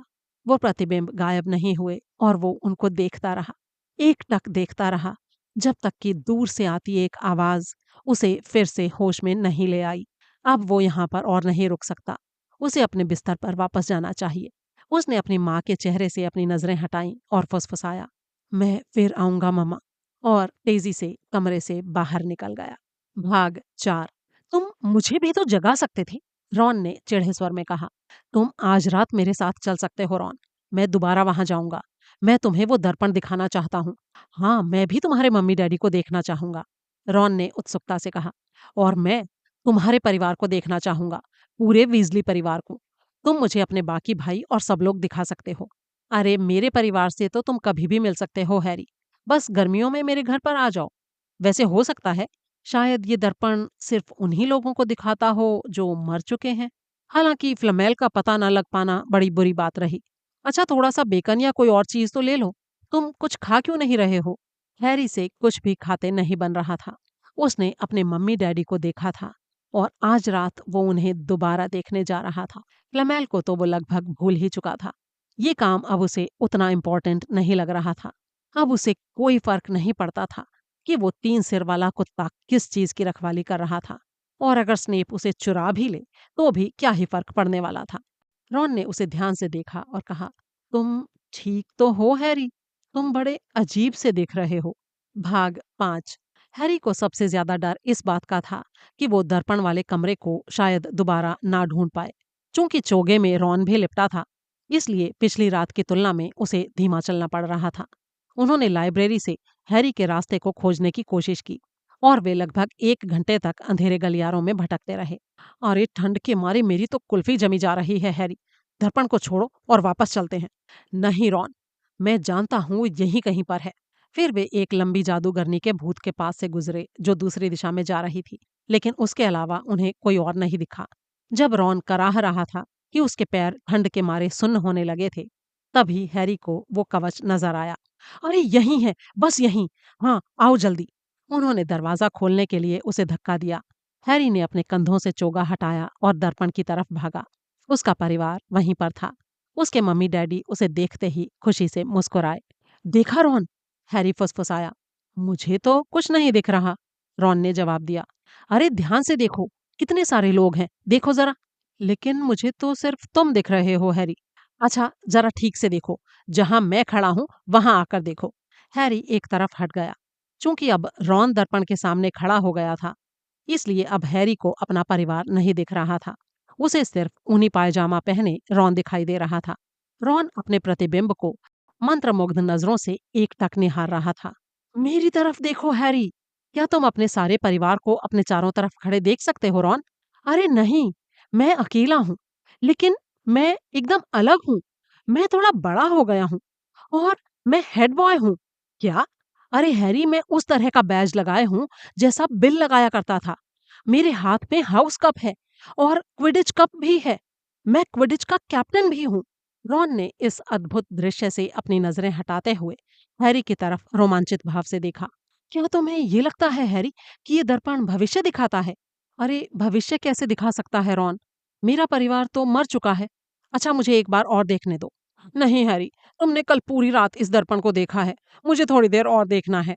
अरे, तुम्हारे हाथ में बस एक क्विडिच कप है, इसमें क्या खास बात है रॉन? मैं अपने मम्मी डैडी को देखना चाहता हूँ। अरे, धक्का मत दो हैरी। तभी बाहर के गलियारे में अचानक एक आवाज आई, जिससे उनकी बहस बंद हो गई। उन्हें इस बात का एहसास ही नहीं था कि वे कितनी जोर जोर से बोल रहे थे। जल्दी करो, चोगा ओढ़ो। रॉन ने फुर्ती से अपने और हैरी के ऊपर चोगा फेंका ही था कि तभी मिसेस नॉरिस की चमकती आंखें दरवाजे पर नजर आईं। रॉन और हैरी चुपचाप खड़े खड़े एक ही बात सोच रहे थे। क्या ये चोगा बिल्लियों पर भी काम करता है? ऐसा लगा जैसे एक युग बीत गया। फिर बिल्ली पलटी और चली गई। अब यहाँ रुकना खतरे से खाली नहीं है। वो जरूर फिल्च को बुलाने गई होगी। मैं शर्त लगा सकता हूँ कि उसने हमारी आवाजें सुन ली थी। अब चलो यहाँ से। और रॉन ने हैरी को कमरे से बाहर खींच लिया। भाग 6। बर्फ अगली सुबह भी नहीं पिघली। शतरंज खेलोगे हैरी? रॉन ने पूछा। नहीं। तो फिर बाहर चलें और हैग्रिड से मिल आएं। नहीं, तुम चले जाओ। मैं जानता हूं तुम किस बारे में सोच रहे हो हैरी। दर्पण के बारे में। लेकिन आज की रात वहां मत जाना। क्यों रॉन? वो मैं नहीं जानता। लेकिन मुझे पता नहीं क्यों कुछ खटका लग रहा है। और वैसे भी तुम पहले ही कई बार बाल बाल बच चुके हो। स्नेप, फिल्च और मिसेस नॉरिस चारों तरफ घूम रहे हैं। इससे क्या फर्क पड़ता है कि वे लोग तुम्हें देख नहीं सकते? मान लो वो तुमसे टकरा गए तो? या मान लो तुम किसी चीज से टकरा गए फिर? रॉन, तुम हरमाइनी की तरह बातें क्यों कर रहे हो? मैं ठीक कह रहा हूं हैरी। प्लीज मत जाओ। लेकिन हैरी के मन में सिर्फ एक ही विचार था। यही कि वो दर्पण के सामने वापस जाएगा और अपने परिवार को निहारेगा। और रॉन उसे ऐसा करने से नहीं रोक सकता था। भाग 7। तीसरी रात उसने अपना रास्ता पहले से बहुत जल्दी खोज लिया। उसे मालूम था कि वो तेज तेज चल रहा था, जिस वजह से काफी आवाज हो रही थी। और ऐसा करना कतई भी समझदारी नहीं थी। लेकिन उसे रास्ते में कोई नहीं मिला। और एक बार फिर से उसके मम्मी डैडी उसकी तरफ देखकर मुस्कुरा रहे थे। उसके एक दादाजी तो खुशी के मारे सिर हिला रहे थे। हैरी दर्पण के सामने फर्श पर बैठ गया। वो यहाँ रात भर अपने परिवार के साथ बैठने वाला था। और आज उसे कोई नहीं रोक सकता था। कोई भी नहीं। लेकिन तभी उसके पीछे से एक आवाज आई। तो हैरी, तुम फिर से आ गए। हैरी को ऐसा लगा जैसे उसके भीतर का खून जमकर बर्फ हो गया हो। उसने पीछे मुड़कर देखा। दीवार के पास रखी कुर्सियों में से एक पर एल्बस डम्बलडोर बैठे थे। हैरी उनके पास से ही गुजरा होगा, लेकिन वो दर्पण तक पहुंचने के लिए इतना बेताब था कि उसने उनकी तरफ ध्यान ही नहीं दिया था।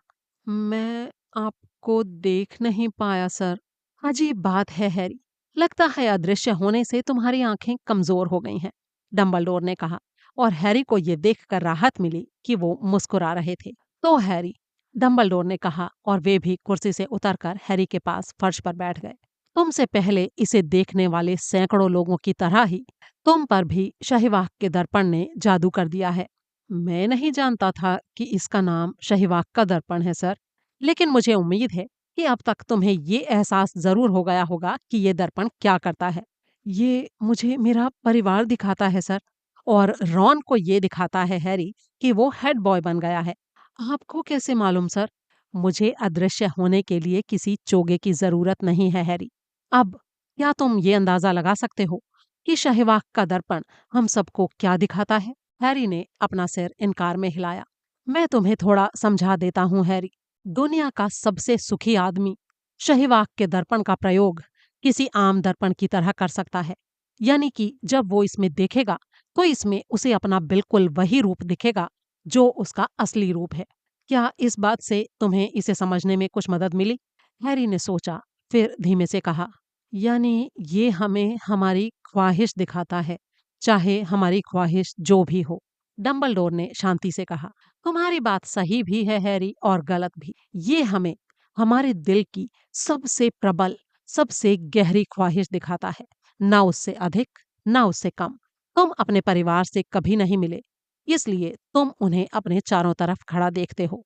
रोनाल्ड वीजली, जो हमेशा अपने भाइयों की छाया में रहा है, अपने आप को अकेला खड़ा देखता है, और उन सबसे बेहतर स्थिति में। बहरहाल, ये दर्पण हमें ना तो ज्ञान देता है, ना ही सच्चाई दिखाता है। लोग इसके सामने खड़े होने के बाद बर्बाद हो गए हैं। उन्होंने इसमें जो देखा, उससे या तो वो मुग्ध हो गए या पागल हो गए, क्योंकि वो नहीं जानते थे कि जो ये दिखा रहा था वो सच था या नहीं, संभव था भी या नहीं। इस दर्पण को कल इसके नए घर में ले जाया जाएगा हैरी, और मैं चाहूंगा कि तुम दोबारा हॉगवर्ट्स में इसकी तलाश ना करो। अगर तुम्हारा कभी इससे दोबारा सामना हो तो ये अच्छी बात नहीं होगी। ये बात तुम हमेशा याद रखना। अब तुम अपने इस शानदार चोगे को वापस पहन लो और अपने बिस्तर पर चले जाओ। हैरी खड़ा हो गया। सर, प्रोफेसर डंबलडोर, क्या मैं आपसे कुछ पूछ सकता हूँ? हाँ, वो तो तुमने अभी अभी पूछ ही लिया है। बहरहाल, तुम मुझसे एक और सवाल पूछ सकते हो। जब आप दर्पण में देखते हैं तो आपको क्या दिखता है? मुझे मैं देखता हूँ कि मेरे हाथ में मोटे ऊनी मोजे हैं। हैरी प्रोफेसर डंबलडोर को देखता ही रह गया। डंबलडोर ने कहा, इंसान के पास कभी भी पर्याप्त मात्रा में मोजे नहीं रहते हैरी। एक और क्रिसमस आया और चला गया, लेकिन किसी ने एक भी जोड़ी मोजे मुझे नहीं दिए। लोग मुझे किताबें ही देते रहते हैं। और फिर वो मुस्कुरा दिए।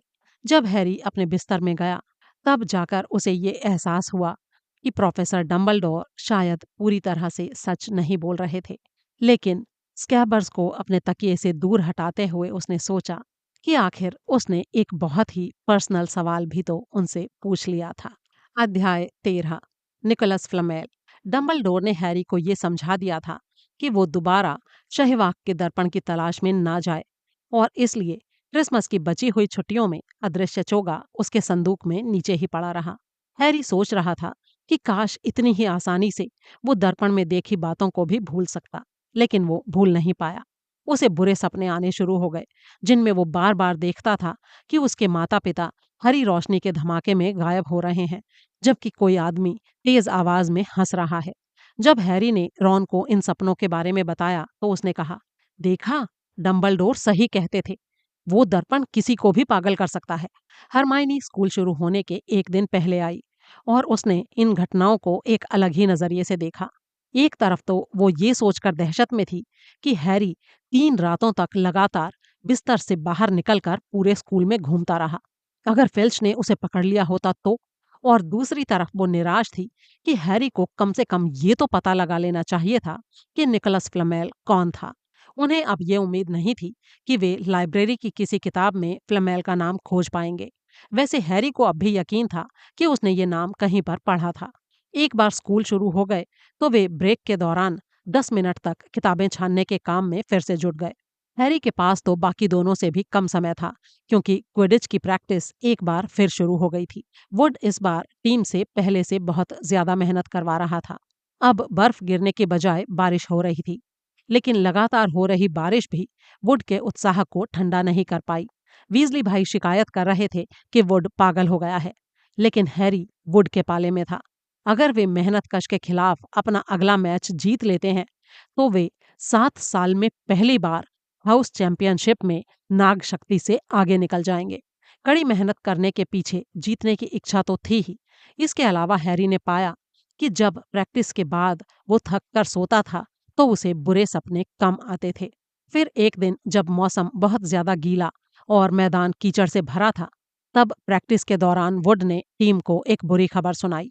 वो वीजली भाइयों पर बुरी तरह नाराज था, क्योंकि वे एक दूसरे पर गोतामार बमबारी कर रहे थे और अपनी झाड़ू से गिरने की नौटंकी कर रहे थे।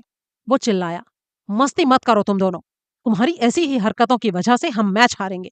इस बार स्नेप रेफरी बन रहे हैं और उनकी पूरी कोशिश रहेगी कि वो किसी भी बहाने से गरुड़ द्वार के पॉइंट कम कर दें। ये सुनकर जॉर्ज वीजली अपनी झाड़ू पर से सचमुच ही गिर गया। कीचड़ सने मुंह से वो बोला, स्नेप रेफरी बन रहे हैं? आज से पहले क्विडिच के मैच में स्नेप कब रेफरी बने हैं? अगर हम नाग शक्ति से आगे निकलने की पोजीशन में हैं, तो स्नेप कभी न्याय नहीं करेंगे। बाकी की टीम भी जॉर्ज के पास नीचे उतरकर शिकायत करने लगी। वुड ने कहा, ये मेरी गलती नहीं है। हमें तो सिर्फ इस बात का पूरा ध्यान रखना है कि हम साफ सुथरा खेल खेलें, ताकि स्नेप को हमारे खिलाफ कोई बहाना ना मिल सके। हैरी ने सोचा कि ये सब तो ठीक था, लेकिन एक और कारण भी था जिसकी वजह से वो स्नेप के आसपास रहने पर क्विडिच नहीं खेलना चाहता था। टीम के बाकी लोग प्रैक्टिस के बाद हमेशा की तरह एक दूसरे से बात करने के लिए रुक गए, लेकिन हैरी सीधे गरुड़ द्वार के हॉल में गया, जहां उसने रॉन और हरमाइनी को शतरंज खेलते देखा। शतरंज इकलौती ऐसी चीज थी जिसमें हरमाइनी हार जाती थी, और हैरी और रॉन दोनों का ही विचार था कि ये उसकी उदारता थी। जब हैरी उसके बगल में बैठा तो रॉन बोला, जरा 1 मिनट रुको, मुझसे कुछ मत बोलना। लेकिन तभी उसकी नजर अचानक हैरी के चेहरे पर पड़ी। तुम्हें क्या हुआ हैरी? तुम्हारी हालत तो काफी खराब दिख रही है। कोई और ना सुन ले, इसलिए अपनी आवाज नीची रखते हुए हैरी ने उन दोनों को बताया कि स्नेप के मन में क्विडिच का रेफरी बनने की दुष्ट इच्छा अचानक से जाग गई है। हरमाइनी ने तुरंत कहा, तो तुम खेलने से मना कर दो हैरी। कह दो कि तुम बीमार हो। अपनी टांग टूटने का नाटक भी कर सकते हो। ये सुझाव रॉन का था। या फिर अपनी टांग सचमुच में तोड़ लो। मैं ऐसा नहीं कर सकता रॉन। हमारे पास कोई रिजर्व खोजी तो है ही नहीं। अगर मैं नहीं खेलूंगा तो गरुड़ द्वार तो खेल ही नहीं पाएगा। उसी पल नेविल गिरता पड़ता हुआ हॉल में आया। कोई नहीं समझ पाया कि वो किस तरह तस्वीर के छेद में से अंदर आने में कामयाब हुआ, क्योंकि उसके पैर बंधे हुए थे। वो तत्काल समझ गए कि पैर बांधने वाले श्राप की वजह से उसके पैर बंधे थे। वो गरुड़ द्वार के हॉल तक सारे रास्ते कूदता हुआ आया होगा। हरमायनी को छोड़कर सब लोग हंसने लगे। हरमायनी उछलकर खड़ी हुई और उसने श्राप का विरोधी मंत्र पढ़ा।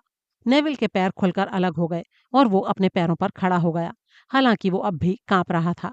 क्या हुआ था नेविल? हरमायनी ने उससे पूछा और उसे हैरी और रॉन के पास ले जाकर बैठा दिया। नेविल ने कांपते हुए कहा, मेलफॉय, वो मुझे लाइब्रेरी के बाहर मिला था। उसने कहा कि वो इसकी प्रैक्टिस करने के लिए किसी को ढूंढ रहा था। तो तुम प्रोफेसर मैगोनागल के पास जाओ अभी और उसकी शिकायत करो, हरमायनी ने कहा। नेविल ने ना में सिर हिलाया और बोला, मैं अपने आप को और ज्यादा मुश्किल में नहीं डालना चाहता। तुम्हें उसका सामना करना पड़ेगा नेविल। उसे लोगों को अपने कदमों तले रौंदने की आदत पड़ चुकी है। लेकिन ये तो कोई कारण नहीं है ना कि तुम उसके सामने झुक जाओ और उसका काम आसान कर दो, रॉन ने कहा। नेविल ने रुंधे गले से कहा, मुझे ये बताने की जरूरत नहीं है कि मुझ में गरुड़द्वार में रहने लायक बहादुरी नहीं है। मेलफॉय ये काम पहले ही कर चुका है, रॉन। हैरी ने अपने दुशाले की जेब टटोली और एक चॉकलेट फ्रॉग निकाला। ये उस बॉक्स का आखिरी फ्रॉग था जो हरमाइनी ने उसे क्रिसमस पर गिफ्ट दिया था। उसने इसे नेविल को दे दिया, जिसे देखकर लगता था कि वो बस रोने ही वाला था। हैरी ने उससे कहा, तुम अकेले 12 मेलफॉयों के बराबर हो। बोलती टोपी ने तुम्हें गरुड़द्वार में भेजा था, है कि नहीं? और वो मेलफॉय, वो कहाँ है? सड़े नागशक्ति हाउस में। इसलिए तुम्हें डरने की कोई जरूरत नहीं है। मेंढक का कवर हटाते हुए नेविल के होठों पर हल्की सी मुस्कान आ गई। Thank you Harry. मुझे लगता है कि अब मुझे बिस्तर पर जाना चाहिए। क्या तुम्हें कार्ड चाहिए? तुम कार्ड इकट्ठे करते हो, है ना? जब नेविल चला गया तो हैरी ने मशहूर जादूगर के कार्ड की तरफ देखा। एक बार फिर से डंबलडोर। पहली बार भी मुझे वही मिले थे। और फिर अचानक उसने एक सांस अंदर की तरफ खींची और कार्ड को पलट कर देखा। फिर उसने रॉन और हरमाइनी की तरफ देखा। मुझे मिल गया। फ्लेमेल मुझे मिल गया। मैंने तुम लोगों से कहा था ना कि मैंने उसका नाम पहले कहीं पढ़ा है। मैंने उसका नाम ट्रेन में पढ़ा था जब मैं यहाँ आ रहा था। ये सुनो, प्रोफेसर डंबलडोर खास तौर पर इन चीजों के लिए मशहूर हैं। 1945 में शैतानी जादूगर ग्रिंडलवाल्ड को हराने के लिए, ड्रैगन के खून के 12 प्रयोगों की खोज के लिए और अपने पार्टनर निकोलस फ्लेमेल के साथ रसायन शास्त्र पर किए गए काम के लिए। हरमायनी एकदम से उछल पड़ी। जरा यहीं रुको तुम दोनों। और सीढ़ियों पर कूदती हुई वो लड़कियों के कमरे की तरफ भागी। हैरी और रॉन को बस इतना ही मौका मिला कि वे एक दूसरे की तरफ रहस्यमयी नजरों से देख सकें। और इतने में ही हरमायनी दौड़ लगाकर वापस आ गई। उसके हाथ में एक भारी भरकम पुरानी किताब थी। मैंने कभी इसमें देखने के बारे में तो सोचा ही नहीं। मैंने ये किताब कई हफ्ते पहले लाइब्रेरी से बस यूं ही दिल बहलाने के लिए ली थी। दिल बहलाने के लिए? इतनी मोटी किताब? रॉन ने कहा। लेकिन हरमायनी ने उसे तब तक चुप रहने को कहा जब तक वो किताब में कुछ खोज न ले। इसके बाद उसने किताब के पन्ने तेजी से पलटे और वो अपने आप से बोलते हुए बड़बड़ाने लगी। आखिरकार उसे वो मिल ही गया जिसकी उसे तलाश थी। मैं जानती थी, निकोलस फ्लमेल के पास पारस पत्थर है। उसकी इस बात का उतना प्रभाव नहीं पड़ा जितनी हरमायनी को उम्मीद थी। क्या? हैरी और रॉन ने एक स्वर में पूछा। सच्ची यार, क्या तुम दोनों को पढ़ना नहीं आता? देखो और इसे पढ़ो, ये यहाँ पर। उसने किताब उन दोनों की तरफ सरका दी और हैरी और रॉन ने पढ़ा। रसायन शास्त्र के प्राचीन अध्ययन का संबंध पारस पत्थर बनाने से है, जो अद्भुत शक्तियों वाला एक पौराणिक पत्थर है। ये पत्थर किसी भी धातु को शुद्ध सोने में बदल देता है और आयु बढ़ाने वाला अमृत भी बनाता है, जिसे पीने वाला अमर हो जाता है। सदियों से पारस पत्थर के बारे में कई अफवाहें रही हैं, लेकिन फिलहाल ऐसा पत्थर एक ही है और वो मिस्टर निकोलस फ्लमेल के पास है, जो जाने माने रसायन शास्त्री और ओपेरा प्रेमी हैं।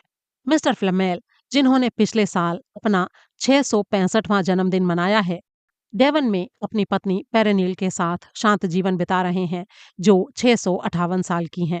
हैरी और रॉन के पढ़ने के बाद हरमाइनी ने कहा, देखा तुम दोनों ने? वो कुत्ता फ्लेमेल के पारस पत्थर की ही रखवाली कर रहा होगा। मैं शर्त लगाती हूँ कि फ्लेमेल ने डंबलडोर को उसे सुरक्षित रखने के लिए कहा होगा, क्योंकि वो दोनों दोस्त हैं और फ्लेमेल जानता था कि कोई इसके पीछे पड़ा था। इसीलिए वो पत्थर को ग्रिंगॉट्स से निकलवाना चाहता था। एक पत्थर जो सोना बनाता है और आपको कभी मरने नहीं देता। तब तो कोई हैरानी की बात नहीं कि स्नेप इसके पीछे पड़ा है। हर कोई चाहेगा कि ऐसा पत्थर उसके पास हो, हैरी ने कुछ सोचते हुए कहा। और कोई हैरानी नहीं कि हमें फ्लेमेल का नाम जादूगरी में आधुनिक विकास का अध्ययन किताब में नहीं मिला, क्योंकि अगर वो 665 साल के हैं तो उन्हें आधुनिक तो नहीं ही कहा जा सकता, है ना? ये कहने वाला था रॉन। अगली सुबह हैरी और रॉन गुप्त कलाओं से रक्षा की क्लास में आदम भेड़िए के काटने के विभिन्न उपचार उतार रहे थे। लेकिन वे अब भी यही चर्चा कर रहे थे कि अगर उन्हें पारस पत्थर मिल जाए तो वे क्या करेंगे।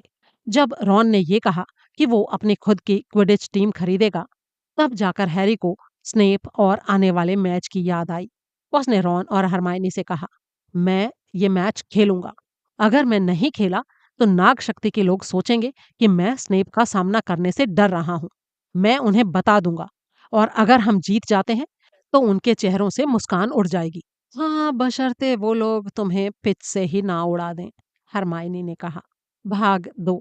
जैसे जैसे मैच का दिन करीब आता गया, हैरी की घबराहट बढ़ती गई। बाकी टीम भी बहुत शांत नहीं थी। हाउस चैंपियनशिप में नाग शक्ति से आगे निकलने का विचार बहुत ही बढ़िया था। किसी ने भी पिछले 7 साल में ऐसा कभी नहीं किया था। लेकिन क्या उन्हें ऐसा करने दिया जाएगा, जबकि रेफरी इतना पक्षपात करने वाला हो? हैरी नहीं जानता था कि ये उसके मन का वहम था या नहीं, लेकिन पता नहीं क्यों वो जहां भी जाता था स्नेप से टकरा जाता था। कई बार तो उसके मन में ये विचार भी आया कि कहीं स्नेप उसका पीछा तो नहीं कर रहा है, और उसे खुद पकड़ने की कोशिश तो नहीं कर रहा है। जादुई काढ़े की क्लास अब एक तरह की साप्ताहिक यातना में बदल रही थी, और स्नेप हैरी के साथ लगातार भयानक व्यवहार कर रहा था। क्या स्नेप ये जानता था कि उन्हें पारस पत्थर के बारे में पता चल चुका था? हैरी को समझ में नहीं आया कि स्नेप को कैसे पता चल सकता था।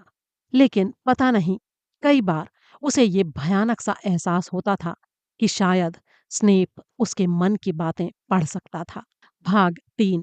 जब रॉन और हरमाइनी अगली दोपहर चेंजिंग रूम के बाहर उसे शुभकामनाएं दे रहे थे, तो हैरी जानता था कि वे लोग यही सोच रहे होंगे कि वे उसे दोबारा जिंदा देख पाएंगे या नहीं।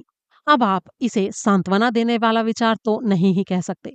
जब उसने अपनी क्विडिच की ड्रेस पहनी और अपनी निम्बस 2000 उठाई, तो हैरी ने वुड के उत्साह बढ़ाने वाले भाषण का एक भी शब्द नहीं सुना। इस बीच रॉन और हरमाइनी स्टैंड्स में नेविल के पास बैठ गए, जिसे ये समझ में नहीं आ रहा था कि वे इतने गंभीर और चिंतित क्यों थे, या फिर वे मैच में अपनी जादुई छड़ियां साथ लेकर क्यों आए थे। हैरी को मालूम नहीं था कि रॉन और हरमाइनी छुपकर पैर बांधने वाले श्राप की प्रैक्टिस कर रहे थे। उन्हें यह विचार मेलफॉय से मिला था, जिसने नेविल पर इसका इस्तेमाल किया था, और वे पूरी तरह से तैयार थे कि अगर स्नेप ने हैरी को चोट पहुंचाने की जरा भी कोशिश की तो वे स्नेप पर इसका इस्तेमाल कर देंगे।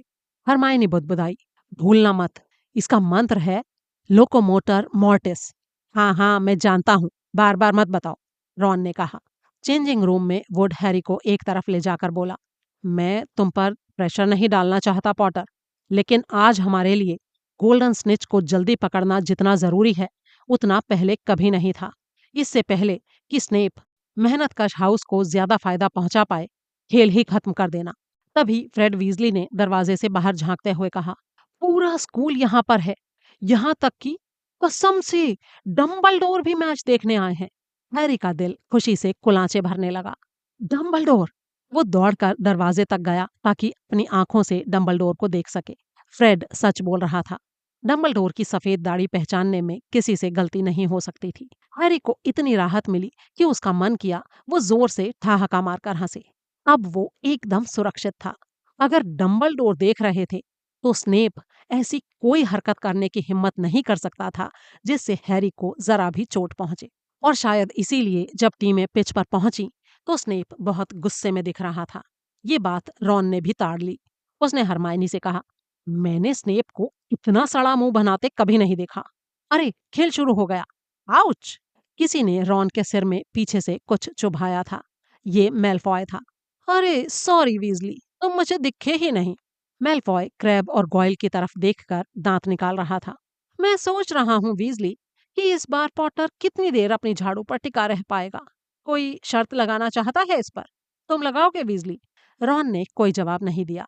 स्नेप ने अभी अभी मेहनतकश को एक पेनल्टी दी थी, क्योंकि जॉर्ज वीजली ने एक पहलवान को उसकी तरफ मारा था।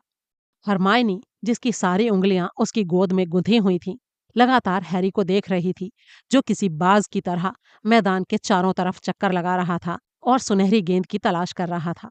तुम्हें पता है गरुड़द्वार टीम के खिलाड़ियों को कैसे चुना जाता है? मेलफॉय ने कुछ मिनट बाद जोर से कहा, जब स्नेप ने मेहनतकश को बिना किसी वजह के एक और पेनल्टी दे दी। वे ऐसे स्टूडेंट्स को चुनते हैं जिनके लिए उन्हें अफसोस होता है। अब जैसे कि ये पॉटर है, जिसके मम्मी डैडी नहीं हैं, फिर वीजली भाई हैं, जिनके पास पैसा नहीं है। तो इस हिसाब से तुम्हें भी टीम में होना चाहिए था लॉन्ग बॉटम, क्योंकि तुम्हारे पास दिमाग नहीं है। नेविल का चेहरा एकदम लाल हो गया, लेकिन वो अपनी सीट से मेलफॉय की तरफ मुड़ा। मैं तुम जैसे 12 लोगों के बराबर हूं मेलफॉय, उसने हकलाते हुए कहा। मेलफॉय, क्रैब और गॉयल जोर से हंसने लगे, लेकिन रॉन ने नेविल से कहा, उसे बता दो नेविल। अरे लॉन्ग बॉटम, अगर दिमाग सोना होता तो तुम वीजली से भी गरीब होते, और ये बहुत बड़ी बात है। हैरी की चिंता की वजह से रॉन का संयम पहले ही टूटने की कगार तक पहुंच चुका था। मैं तुम्हें चेतावनी दे रहा हूं मेलफॉय, अब अगर आगे कुछ कहा तो अच्छा नहीं होगा, अचानक हरमायनी ने कहा। रॉन, हैरी, क्या, कहाँ, क्या हुआ? हैरी अचानक एक जबरदस्त गोता लगा रहा था, जिसकी वजह से भीड़ के मुंह से आह निकल गई और तालियों की आवाजें आने लगी। हरमायनी खड़ी हो गई और उसने अपने दांतों तले उंगलियां दबा लीं, क्योंकि हैरी गोली की रफ्तार से जमीन की तरफ चला जा रहा था। मेलफॉय ने व्यंग्य भरे स्वर में कहा, तुम्हारी किस्मत अच्छी है वीजली, लगता है पॉटर को जमीन पर कोई सिक्का नजर आ गया है, उसे ही उठाने जा रहा होगा। अब रॉन का संयम टूट गया। इससे पहले कि मेलफॉय समझ पाता कि क्या हो रहा था, रॉन उसे जमीन पर पटक कर उसके ऊपर चढ़ चुका था। नेविल एक बार तो झिझका, फिर अपनी सीट के पीछे चढ़कर वो भी उसकी मदद करने पहुंच गया। शाबाश हैरी, हरमायनी चिल्लाई और अपनी सीट पर खड़ी होकर देखने लगी कि हैरी स्नेप की तरफ तेजी से लपक रहा था। हरमायनी का ध्यान इस तरफ बिल्कुल नहीं था कि मेलफॉय और रॉन उसकी सीट के नीचे लुढ़के हुए हैं, या फिर नेविल, क्रैब और गॉयल की तरफ से मुक्कों और चीखों की आवाजें आ रही हैं। ऊपर हवा में स्नेप अपनी जादुई झाड़ू पर समय रहते पलटा और उसने देखा कि लाल रंग की कोई चीज उससे कुछ इंच की दूरी से गुजरी। अगले ही पल हैरी ने अपने गोते को पूरा किया और अपनी बाह को जीत की खुशी में ऊपर उठा दिया। सुनहरी गेंद उसके हाथ में कैद थी। दर्शकों के स्टैंड्स जैसे फट पड़े हों। ये एक रिकॉर्ड था। किसी को भी याद नहीं था कि सुनहरी गेंद को इससे पहले कभी किसी मैच में इतनी जल्दी पकड़ा गया था। हरमायनी चिल्लाई, रॉन, रॉन, कहाँ हो? मैच खत्म हो गया, हैरी जीत गया, हम जीत गए, गरुड़द्वार अब सबसे आगे है। वो अपनी सीट पर ऊपर नीचे नाच रही थी और अगली लाइन में बैठी पार्वती पाटिल से गले मिल रही थी। हैरी अपनी झाड़ू से जमीन से 1 फुट ऊपर से कूदा। उसे यकीन नहीं हो रहा था, उसने ये कर दिखाया था। मैच खत्म हो गया था। ये मुश्किल से 5 मिनट चला होगा। जब गरुड़द्वार के विद्यार्थी पिच पर दौड़ते हुए आए तो उसने स्नेप को पास में उतरते देखा, जिसका चेहरा सफेद पड़ा हुआ था और होंठ भिंचे हुए थे। फिर हैरी ने महसूस किया कि किसी ने उसके कंधे पर हाथ रखा। जब वो पलटा तो सामने डंबलडोर का मुस्कुराता हुआ चेहरा था। डंबलडोर इतनी धीमे से बोले कि सिर्फ हैरी ही उनकी बात सुन सके। शाबाश हैरी, ये देखकर अच्छा लगा कि तुम उस दर्पण के बारे में नहीं सोच रहे हो, अपने आप को बिजी रख रहे हो। बहुत अच्छे। और दूसरी तरफ स्नेप ने कड़वाहट से जमीन पर थूक दिया। भाग 4। हैरी कुछ समय बाद चेंजिंग रूम से अकेला निकला ताकि अपने निम्बस 2000 को झाड़ू घर में वापस ले जा सके। उसे याद नहीं था कि उसे इससे पहले भी कभी इतनी ज्यादा खुशी हुई थी। उसने अब सचमुच कुछ ऐसा कर दिखाया था जिस पर वो गर्व कर सकता था। अब कोई नहीं कह सकता था कि वो सिर्फ एक मशहूर नाम था। उसे शाम की हवा पहले कभी इतनी मीठी गंध से भरी नहीं लगी थी। वो गीली घास पर चला और उसने अपने मन में आखिरी घंटे की याद को ताज़ा किया, जो एक खुशनुमा फिल्म जैसी थी। गरुड़द्वार के विद्यार्थी उसे अपने कंधों पर बिठाने के लिए भाग रहे थे। रॉन और हरमायनी दूर कूद रहे थे। रॉन की नाक से खून बह रहा था, लेकिन फिर भी वो तालियां बजा रहा था। यही सब सोचते सोचते हैरी झाड़ू घर तक पहुंच गया। वो लकड़ी के दरवाजे पर टिका और उसने हॉगवर्ट्स की तरफ देखा, जिसकी खिड़कियां डूबते सूरज की रोशनी में लाल दिख रही थीं। अब गरुड़द्वार सबसे आगे था। उसने ये कर दिखाया था। उसने स्नेप को बता दिया था और तभी स्नेप की बात पर एक नकाब पहनी हुई आकृति महल की अगली सीढ़ियों से तेजी से बाहर आई। जाहिर था वो नहीं चाहती थी कि कोई उसे देखे, इसलिए वो आकृति जितनी तेजी से हो सकता था अंधेरे जंगल की तरफ बढ़ने लगी। ये देखते ही हैरी के मन में जीत की यादें धुंधली हो गईं। उसने उस आकृति की लंगड़ाती चाल को एक ही पल में पहचान लिया था। जब बाकी सभी डिनर कर रहे थे तो स्नेप चोरी छुपे जंगल में क्यों जा रहा था? आखिर हो क्या रहा था? हैरी अपनी निम्बस 2000 पर कूदकर बैठा और उड़ चला।